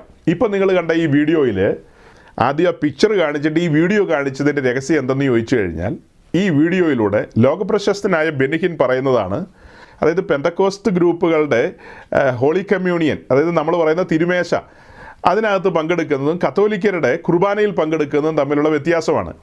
പെന്തക്കോസ്റ്റുകാരുടെ ഹോളി കമ്മ്യൂണിയൻ എന്ന് പറയുന്നത് വെറും സിംബോളിക് എന്നുള്ള നിലയിലാണ് കൂടുന്നത്. അതിനകത്ത് പങ്കെടുത്തു കഴിഞ്ഞാൽ അവിടെ വലിയ ദൈവശക്തിയോ രോഗശാന്തിയോ അത്ഭുതങ്ങളോ ഒന്നും നടക്കുന്നില്ല. അതേസമയം കാത്തലിക്കിൻ്റെ ഹോളി കമ്മ്യൂണിയനിൽ, അവിടെ യുക്കാരിസ്റ്റിൽ അവിടെ വസ്തുമാറ്റം നടക്കുന്നുണ്ട്, അത്ഭുതങ്ങളെ നടക്കുന്നുണ്ട്, ഭയങ്കര കാര്യങ്ങളാണ് നടക്കുന്നതെന്നാണ് അദ്ദേഹം പറയുന്നത്. ഭയങ്കര കാര്യങ്ങളാണ് നടക്കുന്നത്. പെന്തക്കോസ്റ്റുകാരുടേതിനകത്ത് അത്രയൊന്നും നടക്കുന്നില്ലെന്നുള്ളതാണ് പുള്ളി പറയുന്നത്. അപ്പോൾ അതിനോടനുബന്ധിച്ച് മറ്റൊരു വീഡിയോയിലൂടെ പുള്ളി പറയുന്നൊരു കാര്യമുണ്ട്. അദ്ദേഹം ഒരിക്കൽ ജർമ്മനി പോയപ്പോൾ അവിടെ മദർ ബസ്ലിയ സിംഗിൻ്റെ കോൺവെൻറ്റിൽ ചെന്നു. അവിടെ ഒരു കുർബാന നടന്നുകൊണ്ടിരുന്നപ്പോൾ ഈ മദർ അദ്ദേഹത്തിൻ്റെ നാക്കിൽ ഈ ഓസ്തി വെച്ചു കൊടുത്തു, കുർബാനാപ്പം. അത് വെച്ചു കൊടുത്തപ്പോൾ അദ്ദേഹം ഒരു ഫ്ലോട്ടിംഗ് സ്റ്റേജിലായിപ്പോയി. അദ്ദേഹം ഇങ്ങനെ ആകാശത്തിലൂടെ നീന്തി നടന്നു കുറേ നേരം. ഭയങ്കര ഒരു അനുഭൂതിയായിരുന്നു. 3-ാം സ്വർഗത്തോളം എന്തായാലും എടുക്കപ്പെട്ടില്ല. എന്തോ കാരണത്താൽ ഇടയ്ക്ക് എവിടെയോ വെച്ച് പുള്ളി തിരിച്ചു പോന്നു. പോകുന്ന വഴിക്ക് ഒത്തിരി വിമാനങ്ങളൊക്കെ ഇങ്ങനെ പോകുന്നുണ്ടല്ലോ, അതിൽ തലയിടിക്കുമെന്ന് പേടിച്ചിട്ടായിരിക്കാം നേരെ താഴേക്ക് പോകുന്നു ഏതായാലും. അപ്പോൾ അങ്ങനെ ഈ കുർബാനയപ്പം വായിൽ വെച്ചപ്പോൾ, നിങ്ങളിൽ പലരും ഈ കുർബാനയപ്പമൊക്കെ പണ്ട് വെച്ചുകൊണ്ടിരുന്ന ആൾക്കാരല്ലേ, അതൊക്കെ ഇപ്പോൾ ഉപേക്ഷിച്ച് വന്ന ആൾക്കാരാണല്ലോ. അപ്പോഴാണ് ഈ ലോകപ്രശസ്തൻ എന്നോടും നിങ്ങളോടും പറയുന്നത് കുർബാന അപ്പം വെച്ച് കഴിഞ്ഞാൽ ഭയങ്കര കാര്യങ്ങൾ നടക്കുമെന്ന്. അടുത്ത വീഡിയോയിലൂടെ കാണാൻ പോകുന്ന കാര്യം എന്ന് വെച്ചാൽ ഇത്രയേ ഉള്ളൂ. നമ്മുടെ ഈ കൊട്ടാരക്കര ഉപദേശിക്ക് ഈ കത്തോലിക്കരുടെ കുർബാന വാങ്ങി ഭക്ഷിച്ച് ആകാശത്തിലൂടെ ഒഴുകി നടക്കുന്ന ഈ അമേരിക്കൻ ബെനിഹിൻ കൈവപ്പ് കൊടുത്ത് അഭിഷേകം കൈമാറുന്നതാണ്. അദ്ദേഹത്തിന് ആഫ്രിക്കക്കാരും ഒക്കെ അഭിഷേകം കൊടുക്കുന്നുണ്ട് കേട്ടോ. അപ്പം നിങ്ങൾ മനസ്സിലാക്കേണ്ടത്, ഇതൊരു വഞ്ചനയുടെ ലോകമാണ്. ആത്മീയ ലോകം എന്ന് പറയുന്നത് സൂക്ഷിച്ചില്ലെങ്കിൽ ഭയങ്കര വഞ്ചനയുടെ ലോകമാണ്. ഇതെല്ലാം കൂട്ടി വായിക്കാൻ പഠിക്കണം. നമ്മൾ കണ്ടത് ഒരു കൺവെൻഷൻ്റെ പിക്ചറാണ്. ആ പിക്ചറിൽ അതിൻ്റെ നടത്തിപ്പുകാരെന്ന് പറയുന്ന ന്യൂ ജനറേഷൻ പെന്തിക്കോസ്റ്റ് ഗ്രൂപ്പിലെ ബെനിഹിൻ്റെ അഭിഷേകത്താൽ, ആഫ്രിക്കക്കാരുടെ അഭിഷേകത്താൽ നിൽക്കുന്ന ഒരു വ്യക്തിയാണ് അതിൻ്റെ നടത്തിപ്പുകാരൻ, കൺവെൻഷൻ നടത്തുന്നത് കൊട്ടാരക്കരക്കാരൻ. അത് കഴിഞ്ഞിട്ട് പിക്ചറിൽ കണ്ടവരെല്ലാം പെന്തക്കോസ്റ്റുമായി ബന്ധപ്പെട്ട പാസ്റ്റേഴ്സാണ്. അപ്പോൾ അവരും ഇവരും കൂടിയുള്ള ആ ഒരു ലിങ്ക്, ആ ഒരു ബന്ധം, ആ ഇണയല്ലാ പിണകൾ ദൈവദാസൻ എന്നുള്ള നിലയിൽ ഞാൻ നിങ്ങളുടെ മുമ്പാകെ തുറന്ന് കാണിക്കുക. നിങ്ങളിൽ ബഹുഭൂരിപക്ഷം പേർക്കും ഇതിൻ്റെ ഗൗരവം അറിയാമെങ്കിലും പിന്നീട് നമ്മളെ കേൾക്കുന്നവർ തിരിച്ചറിയാൻ വേണ്ടിയിട്ടാണ് ഈ ശുശ്രൂഷകരെന്ന് പറയുന്നവർ ദൈവസഭയെ സ്നേഹിക്കുന്നവരാണെങ്കിൽ അവർക്ക് ഒരിക്കലും ഇങ്ങനെയുള്ള ആളുകളുമായിട്ട് തോളെ കൈയിടാനായിട്ട് സാധിക്കില്ല. തോളെ കൈയിടാൻ സാധിക്കില്ല. അങ്ങനെയുള്ള ആളുകളെ യഥാർത്ഥ ഉപദേശത്തിലേക്ക് കൊണ്ടുവരണ്ടേ എന്ന് ചോദിച്ചാൽ നിശ്ചയമായും വേണമെന്ന് പറയും. പക്ഷേ സത്യവചനം ഘോഷിക്കുന്ന യഥാർത്ഥ ഉപദേശത്തിന് വേണ്ടി നിൽക്കുന്ന വിശുദ്ധിയും വേർപാടും പ്രസംഗിക്കുന്ന ദൈവത്തിൻ്റെ ദാസന്മാരെയൊന്നും അവരാരും അങ്ങോട്ട് അടുപ്പിക്കില്ലെന്നേ. അങ്ങനെയുള്ള ദൈവദാസന്മാരെയൊന്നും അടുപ്പിക്കില്ല. പെന്തക്കോസ്തി തന്നെ ഒരുതരം കുഴഞ്ഞു മറിഞ്ഞ പാസ്റ്റേഴ്സുണ്ട്. ആ കുഴഞ്ഞു മറിഞ്ഞ പാസ്റ്റേഴ്സിനെ ഇവർ വിളിക്കുകയുള്ളൂ. ഇവിടെ കറതീർന്ന ഉപദേശം പറയുന്നവർ, ഭക്തിക്കൊത്ത് ജീവിക്കുന്നവരായ ദൈവദാസന്മാരുണ്ട്. അവരെയൊന്നും അവർ കൺവെൻഷനോ ഒരു മീറ്റിങ്ങിനോ വിളിക്കില്ല. വിളിച്ചാൽ അവരുടെ കട പൂട്ടിപ്പോകും. അവിടെ ക്രൂശ് പ്രസംഗിച്ചു കഴിഞ്ഞാൽ, ഈ 2 കൊരിന്ത്യർ ലേഖനം 8-9 കൃത്യമായിട്ട് പ്രസംഗിച്ചു കഴിഞ്ഞാൽ, അങ്ങനെ അനവധി കാര്യങ്ങൾ പറഞ്ഞു കഴിഞ്ഞാൽ അവിടെ ആളുകൾ ഓടിക്കൂടുവോ? അവിടെ ഓടിക്കൂടിയ ആളുകൾ അന്താളിച്ചു പോവും. ഒയ്യോ, ഇതാണോ ക്രിസ്ത്യാനിറ്റി, ഇതാണോ പെന്തക്കോസ്ത് അനുഭവം എന്നൊക്കെ അവർ ചിന്തിച്ചു പോവും. അവർ പോകുന്ന വഴി കാണില്ല. പിന്നെ അതിനൊരിക്കലും അവർ ഇട കൊടുക്കില്ല. അവർ ബുദ്ധിമാന്മാരാണ്. അപ്പോൾ ഇവരെ എന്തിനാണ് വിളിച്ചതെന്ന് ചോദിച്ചു കഴിഞ്ഞാൽ, ഇവരൊരു കേടും വരുത്തില്ല. അവർക്ക് അവിടെ കൂടിയിരിക്കുന്ന ആളുകൾക്ക് ഒരു കേടും വരത്തില്ല. ആ പിക്ചറിൽ ലാസ്റ്റ് കണ്ട കുമളിക്കാരൻ ഉപദേശി, പുള്ളിയുടെ ഒരു സ്ഥിരം പ്രസംഗമാണ് വിധിക്കരുതെന്നുള്ളത്. ആരെയും കുറ്റം പറയരുത്, വിധിക്കരുത് എന്നുള്ളത് പുള്ളിയുടെ മാസ്റ്റർ പീസ് പ്രസംഗമാണ്. എന്തിനാണ് ഇവർ ഈ പ്രസംഗം പറയുന്നതെന്ന് അറിയാമോ? ഇവർ വചനവിരുദ്ധമായ കാര്യങ്ങളാണ് ചെയ്യുന്നത്, തെറ്റായ വഴികളിലൂടെയാണ് സഞ്ചരിക്കുന്നത്. അതിവൈകാരികമായി പ്രസംഗിച്ച് സ്റ്റേജുകളെ, ആളുകളെ ഇളക്കും. അങ്ങനെയൊക്കെ ഇളക്കി നടക്കുന്നതല്ലാതെ കൃത്യമായ ഉപദേശത്തിൽ നിന്നുകൊണ്ട് കൃത്യമായ കാര്യം പറയുന്നവരല്ല. കൃത്യമായ കാര്യം പറയുന്നവനാണെങ്കിൽ അവർ പിന്നെ ആ വഴിക്ക് വിളിക്കുമോ? അപ്പോൾ എന്തുകൊണ്ടാണ് ഈ വിധിക്കരുതെന്നുള്ള വാക്യത്തിൻ്റെയൊക്കെ വിശദീകരണം നമ്മൾ തന്നിട്ടുള്ളതാണ്. ആവശ്യമുണ്ടെങ്കിൽ പിന്നെയാണേലും നമ്മൾ ആ വാക്യത്തിൻ്റെ വിശദീകരണം തരും. തൽക്കാലം അതിലേക്കൊന്നും പോകുന്നില്ല. സമയം പോയതുകൊണ്ട് ഞാൻ വാക്കുകൾ ഓടിച്ചു പറയുകയാണ്. അതായത് വിധിക്കരുതെന്ന് പറഞ്ഞ് രക്ഷപ്പെടാനാണ് ഇവർ നോക്കുന്നത്. അവർ വചനവിരുദ്ധമായ കാര്യമാണ് ചെയ്യുന്നത്, തെറ്റായ കൂട്ടുകെട്ടുകളിലാണ്. കത്തോലിക്കരുടെ കുർബാന അതരത്തിൽ സ്വീകരിച്ചു കഴിഞ്ഞാൽ അത്ഭുതമാണ്, അത് ഭയങ്കര സംഭവമാണെന്ന് പറയുന്ന ആളുടെ അഭിഷേകത്തിൽ നിൽക്കുന്ന ഒരാളുമായിട്ടാണ് പെന്തക്കോസ്തിലെ പാസ്റ്റേഴ്സ് കൂട്ടുകൂടുന്നത്. ആ ആളെ തുറന്നു കാണിക്കേണ്ടവരാണ് ഇവർ ശരിക്കും. മലയാളക്കരയിലെ സകല മനുഷ്യരുടെയും മുമ്പാകെ ആ കൊട്ടാരക്കരക്കാരനെ തുറന്നു കാണിക്കണം. ഇദ്ദേഹം കത്തോലിക്കരുടെ അഭിഷേകത്തിൽ നിൽക്കുന്നയാളാണ്, ആഫ്രിക്കൻ അഭിഷേകത്തിൽ നിൽക്കുന്ന ആളാണെന്ന് കാണിക്കേണ്ടവരാണ് അവരൊക്കെ വളരെ സീനിയേഴ്സായിട്ടുള്ള പാസ്റ്റേഴ്സാണ്, അല്ലേ? അവരൊക്കെ വളരെ സീനിയർ പാസ്റ്റേഴ്സാണ്. അവർക്കാണ് ഉത്തരവാദിത്വം കൂടുതൽ. നമ്മളെക്കാൾ കൂടുതൽ ദൈവസഭയിൽ അവർക്ക് ഉത്തരവാദിത്വമില്ലേ? പക്ഷേ അവർ താൽക്കാലിക ലാഭങ്ങൾക്ക് വേണ്ടിയിട്ടാണ്, താൽക്കാലിക ലാഭങ്ങൾക്ക് വേണ്ടി 30-60 വെള്ളിക്കാശിന് വേണ്ടി ഒറ്റുകൊടുക്കുന്നവരാണ് ഇവരെല്ലാം. ഒറ്റുകൊടുക്കുന്നവരാണ്. ഒരുപക്ഷെ ഇവിടെ ഇരിക്കുന്ന പാസ്റ്റേഴ്സ് ആരും ഇങ്ങനത്തെ പ്രസംഗം ചിലപ്പോൾ കേട്ടിട്ടുണ്ടായിരിക്കില്ല. നിങ്ങൾ കേട്ടിട്ടുള്ള പ്രസംഗമൊക്കെ ശാന്തവും സൗമ്യമായ പ്രസംഗങ്ങളായിരിക്കും. പക്ഷേ ഒരു ദൈവദാസൻ എന്നുള്ള നിലയിൽ ദൈവസഭയെ സ്നേഹിച്ചുകൊണ്ട് കർത്താവ് തൻ്റെ സ്വന്തം രക്തം കൊണ്ട് സമ്പാദിച്ചിരിക്കുന്ന ആട്ടിൻകൂട്ടത്തെ അത് ഓർക്കുമ്പോൾ ഉള്ളിൽ ഭയമാണ്. ഒരു ദിവസം ചെല്ലുമ്പോൾ ചോദിക്കും, എൻ്റെ ആട്ടിൻകൂട്ടം എവിടെയെന്ന്. ആ ആട്ടിൻകൂട്ടത്തെ അങ്ങനെ തന്നെ കൊണ്ടുപോയി ചെന്നായി പിടിക്കാൻ, ഏതെങ്കിലും ഒരെണ്ണത്തെ ചെന്നായി പിടിച്ച കണക്ക് കൊടുക്കേണ്ടി വരും. ഇതെല്ലാം ചെന്നായി കൂട്ടങ്ങളാണെന്ന് ഈ പറഞ്ഞു വരുന്നത്. ചെന്നായി കൂട്ടങ്ങളാണ്. അതുകൊണ്ട് ദൈവമക്കൾ വളരെ ജാഗ്രതയോടെ മുൻപോട്ട് പോകണം. തുടക്കത്തിൽ നമ്മൾ പറഞ്ഞ കാര്യങ്ങളും അത് കഴിഞ്ഞ് ഇന്നൊരു ദിവസത്തേക്ക് മാത്രം ഇങ്ങനൊരു മെസ്സേജ് പറയാനുണ്ടായ സാഹചര്യം ഞാൻ പറഞ്ഞു. ഒത്തിരി പേര് നമ്മോട് ചോദിക്കുന്നുണ്ട്, നിങ്ങൾ എന്താണ് മറ്റുള്ളവർ പറയുന്ന പോലെ ഒന്ന് സുഖിപ്പിച്ചുകൊണ്ടുള്ള പ്രസംഗമൊന്നും പ്രസംഗിക്കാത്തതെന്നുള്ള നിലയിലുള്ള ചോദ്യത്തിൻ്റെ മറുപടിയാണ്, ഇവിടെ അങ്ങനെ സുഖിപ്പിക്കുന്ന പ്രസംഗം പറയുന്ന സ്ഥലമല്ല, ഇത് ഉപദേശം പ്രഖ്യാപിക്കുന്ന സ്ഥലമാണ്. ദൈവമക്കൾക്ക് കൃത്യമായി വഴി പറഞ്ഞു കൊടുക്കുന്ന സ്ഥലമാണ്. പുതുതായിട്ട് ആരെങ്കിലും വന്നാൽ അവർക്ക് വാതിൽ കാണിച്ചു കൊടുക്കുന്ന ഇടമാണ്. വിശ്വാസ വഴിയിലേക്ക് വന്നിരിക്കുന്ന ദൈവമക്കളെ ആ മഹത്വത്തിലേക്ക് നയിക്കണം. അതാണ് അടുത്ത പടി എന്ന് പറയുന്നത്. ക്രിസ്തുവിനോട് പറ്റിച്ചേർന്ന് ആ മഹത്വത്തിലേക്ക് അവരെ കൊണ്ടുപോകണം. അതിനൊക്കെ വേണ്ടിയാണ് നമ്മൾ ഇവിടെ ഒരുമിച്ച് കൂടിയിരിക്കുന്നത്. അല്ലാത്ത കാര്യങ്ങൾക്കൊക്കെ വേറെ ധാരാളം ആളുകളുണ്ട്. ഇതിനിടയിൽ നമ്മൾ വഞ്ചനകളെയും തുറന്നു കാണിക്കും. മനുഷ്യരോടുള്ള വിരോധം കൊണ്ടോ ഏതെങ്കിലും മനുഷ്യരോടുള്ള താല്പര്യക്കുറവുകൊണ്ടോ ഒന്നുമല്ല. നമ്മൾ പ്രാപിച്ച അഭിഷേകം, നമ്മൾ അറിഞ്ഞ സത്യങ്ങൾ, നമുക്ക് പകർന്നു കിട്ടിയിരിക്കുന്ന അളവ്, നമ്മുടെ കരത്തിൽ അളവ് നൂലും തൂക്കുകട്ടയുണ്ട്. അളവ് നൂലും തൂക്കുകട്ടയില്ലാതെ ശുശ്രൂഷയ്ക്ക് നിൽക്കുന്ന ഒരാളെ കണ്ടു കഴിഞ്ഞാൽ നമ്മൾ തിരിച്ചറിയും, അവൻ വഞ്ചകനാണെന്ന് തിരിച്ചറിയും. അതുകൊണ്ടാണ് പത്രോസ് നമ്മോട് പറഞ്ഞ് നമ്മെ ഓർമ്മിപ്പിക്കുന്നത്, സ്വർഗത്തിൽ നിന്ന് അയച്ച പരിശുദ്ധാത്മാവിനാൽ നമ്മോട് സുവിശേഷം പറയുന്നവർ അവരെങ്ങനെയായിരിക്കും പറയുന്നത്? 1 പത്രോസ് 1:10 ആ വാക്യം കൂടെ വായിച്ച് ഞാൻ അവസാനിപ്പിക്കാം. അതായത് 1 പത്രോസ് 1:10-11 ഇപ്പോൾ വായിച്ചത്. 10-ാം വാക്യത്തിൽ ഇങ്ങനെയാണ്: നിങ്ങൾക്ക് വരുവാനിരിക്കുന്ന കൃപയെക്കുറിച്ച് പ്രവചിച്ച പ്രവാചകന്മാർ ഈ രക്ഷയെ ആരാഞ്ഞ് അന്വേഷിച്ചിരുന്നു. നമ്മൾ വിശദീകരിച്ചിട്ടുള്ളതാണ്, ഓടിച്ചു പറയാണ്. 11-ാം വാക്യം: അവരിലുള്ള ക്രിസ്തുവിൻ്റെ ആത്മാവ് ക്രിസ്തുവിന് വരേണ്ടിയ കഷ്ടങ്ങളെയും പിൻവരുന്ന മഹിമയെയും മുമ്പിൽ കൂട്ടി സാക്ഷീകരിച്ചെന്ന്. അതായത് സ്വർഗത്തിൽ നിന്ന് അയച്ച പരിശുദ്ധാത്മാവെന്ന് ഞാൻ പറഞ്ഞത് 12-ാം വാക്യത്തിലാണ് ആ സെൻറ്റൻസ് ഉള്ളത്. അപ്പോൾ സ്വർഗത്തിൽ നിന്ന് അയച്ച പരിശുദ്ധാത്മാവിനാൽ ശുശ്രൂഷിക്കുന്നവരാണെങ്കിൽ ശുശ്രൂഷയുടെ പാറ്റേൺ ആണ് പറഞ്ഞു വരുന്നത്. എങ്ങനെയാ പാറ്റേൺ? ക്രിസ്തുവിന് വരേണ്ടിയ കഷ്ടങ്ങളെയും പിൻവരുന്ന മഹിമയെയും കുറിച്ച് പ്രസംഗിക്കുന്നവരായിരിക്കും അവർ. അതായത് ക്രിസ്തുവിന് വരേണ്ടിയ കഷ്ടം എന്ന് പറയുന്ന ആ ഒറ്റ വാക്കിൽ നമ്മൾ കണ്ടെത്തുന്നത് ക്രൂശാണ്. ആ ഒറ്റ വാക്കിൽ നമ്മൾ ക്രൂശിനെയാണ് കണ്ടെത്തുന്നത്. പിൻവരുന്ന മഹിമ എന്ന് പറയുന്നത് തേജസ്കരിക്കപ്പെട്ട ക്രിസ്തുവിനെയാണ് കാണുന്നത്. അതായത് കഷ്ടം സഹിച്ച മെശിഹ, ആ വാക്യത്തിലൂടെ നമ്മൾ ആദ്യം കണ്ടത് എന്താ? കഷ്ടം സഹിക്കാൻ വന്നിരിക്കുന്ന മെശിഹ. പിന്നത്തേതിൽ തേജസ്കരിക്കപ്പെട്ട ക്രിസ്തു. ആ രണ്ട് കാര്യത്തിൻ്റെ വിശദീകരണമാണ് കൊണ്ടുവരേണ്ടത്. അതായത് 10-ാം വാക്യത്തിൽ സഭയെക്കുറിച്ചാണ് പറയുന്നത്, എന്നിട്ട് 11-ാം വാക്യത്തിൽ ക്രിസ്തുവിനെ കുറിച്ചാണ് പറയുന്നത്. അപ്പോൾ സഭയോട് പരിശുദ്ധാത്മാവ് പറയുന്നത് എന്താ? ഇതാണ് പാറ്റേൺ. ക്രിസ്തു കഷ്ടം സഹിച്ചു, ക്രിസ്തു ക്രൂശ് വഹിച്ചു, നിങ്ങൾ ക്രൂശ് വഹിക്കണം. ആ ക്രൂശ് വഹിക്കുന്ന നിങ്ങളുടെ സാങ്ക്ടിഫിക്കേഷന് വേണ്ടിയിട്ടാണ്. നാം അനുദിനം ക്രൂശ് എടുക്കുന്ന എന്തിനാ? നമ്മുടെ വിശുദ്ധീകരണത്തിന് വേണ്ടിയാണ്, സാങ്ക്ടിഫിക്കേഷന് വേണ്ടിയാണ്. അതിൻ്റെ അന്തം എന്ന് പറയുന്നത് എന്താണ്? ഗ്ലോറിഫിക്കേഷനാണ്, തേജസ്കരണമാണ്. അതായത് പിന്നത്തേതി കാണുന്ന തേജസ്കരിക്കപ്പെട്ട ക്രിസ്തുവിനെയാണ്. അപ്പോൾ നാമും ആ തേജസ്കരണത്തിൻ്റെ അനുഭവത്തിലേക്ക് പോകണമെങ്കിൽ ഇതാണ് പാറ്റേൺ. ഇത് വിട്ടിട്ടൊരു പ്രസംഗമില്ലെന്നേ. ഇത് വിട്ടിട്ട് ക്രിസ്തീയ സഭയ്ക്കൊരു പ്രസംഗമില്ല. ഞാൻ എന്തുകൊണ്ടാണ് ഇത്ര ആധികാരികമായി പറയുന്നത്? നിങ്ങളിൽ പലരും ചിന്തിക്കുന്നുണ്ടാവും ഇത്രയൊക്കെ പറയണമെന്നൊക്കെ. ഇതാണ് പാറ്റേൺ. ഇത് വിട്ടിട്ട് ഒരു പ്രസംഗമില്ല. പത്രോസല്ല, പൗലോസല്ല, ആര് വന്നാലും. ഇത് പത്രോസ് എഴുതിയ ലേഖനമാണെങ്കിലും ഈ പാറ്റേൺ പരിശുദ്ധാത്മാവ് കൊടുത്തതാണ്. അതേ കാര്യം തന്നെയാണ് പൗലോസും പ്രസംഗിക്കുന്നതും പഠിപ്പിക്കുന്നത്. അത് മാറ്റാൻ പൗലോസിനോ പത്രോസിനോ അധികാരമില്ല. പിന്നെ ഇവിടെ ആരെങ്കിലും അധികാരം ഉണ്ടാവുമോ? നമ്മുടെ മുമ്പിലുള്ള ശ്രേഷ്ഠന്മാരെന്ന് പറയുന്നത് അവരല്ലേ.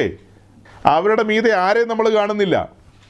അവർക്ക് പോലും മാറ്റാൻ അധികാരമില്ലെന്നാണ് അവർ തന്നെ പറയുന്നത്. അങ്ങനെ മാറ്റിയാൽ അവർ ശപിക്കപ്പെട്ടവരെന്നാണ്. അപ്പോൾ ഈ പാറ്റേണൊക്കെ മറിച്ച് കളയുന്നവരല്ലേ ശപിക്കപ്പെട്ടവരെന്നല്ലേ അപ്പോസ്തലന്മാർ പറയുന്നത്. ഇതാണ് യഥാർത്ഥ പ്രീച്ചിങ് എന്ന് പറയുന്നത്. ക്രൂശിക്കപ്പെട്ടവനായി ക്രിസ്തുവിനെ പ്രസംഗിച്ചുകൊണ്ട് ക്രിസ്തുവിൻ്റെ ജീവിതത്തിലേക്ക് നമ്മൾ എത്തി നോക്കുകയാണ്. ആ ജീവിതത്തോട് നമ്മൾ താതാത്മ്യം പ്രാപിക്കുകയാണ്. അങ്ങനെ ആ യാത്രയിൽ അവനോട് പറ്റിച്ചേർന്ന് നാമും ഏകാത്മാവായി തീരുകയാണ്. രണ്ടും പറ്റിച്ചേർന്ന് ഒന്നായി തീരുകയാണെന്ന്. രണ്ടും പറ്റിച്ചേർന്ന് ഒന്നായി തീരുകയാണ്. അതിനെക്കുറിച്ച് ദീർഘമായ വിശദമായ പ്രസംഗങ്ങൾ നമുക്ക് എടുക്കാം പുതിയ നിയമത്തിൽ നിന്ന്. അയ്യോ എന്തുമാത്രം കാര്യങ്ങളാണെന്നറിയാവോ? ഈ ഒരാഴ്ച നിന്ന് പ്രസംഗിച്ച തീരാത്തത്ര കാര്യങ്ങളാണ് ഈ പറ്റിച്ചേർന്ന് ഒന്നായി തീരുക എന്നുള്ള വിഷയത്തിൽ നമ്മുടെ മുമ്പാകെ ഉള്ളത്. അതിനാണ് നാം ക്രൂശ് എടുക്കണമെന്ന് പറയുന്നത്. ക്രൂശില്ലാതെ ഒരു ജയമില്ല, ക്രൂശില്ലാതെ ഒരു തേജസ്കരണമില്ല.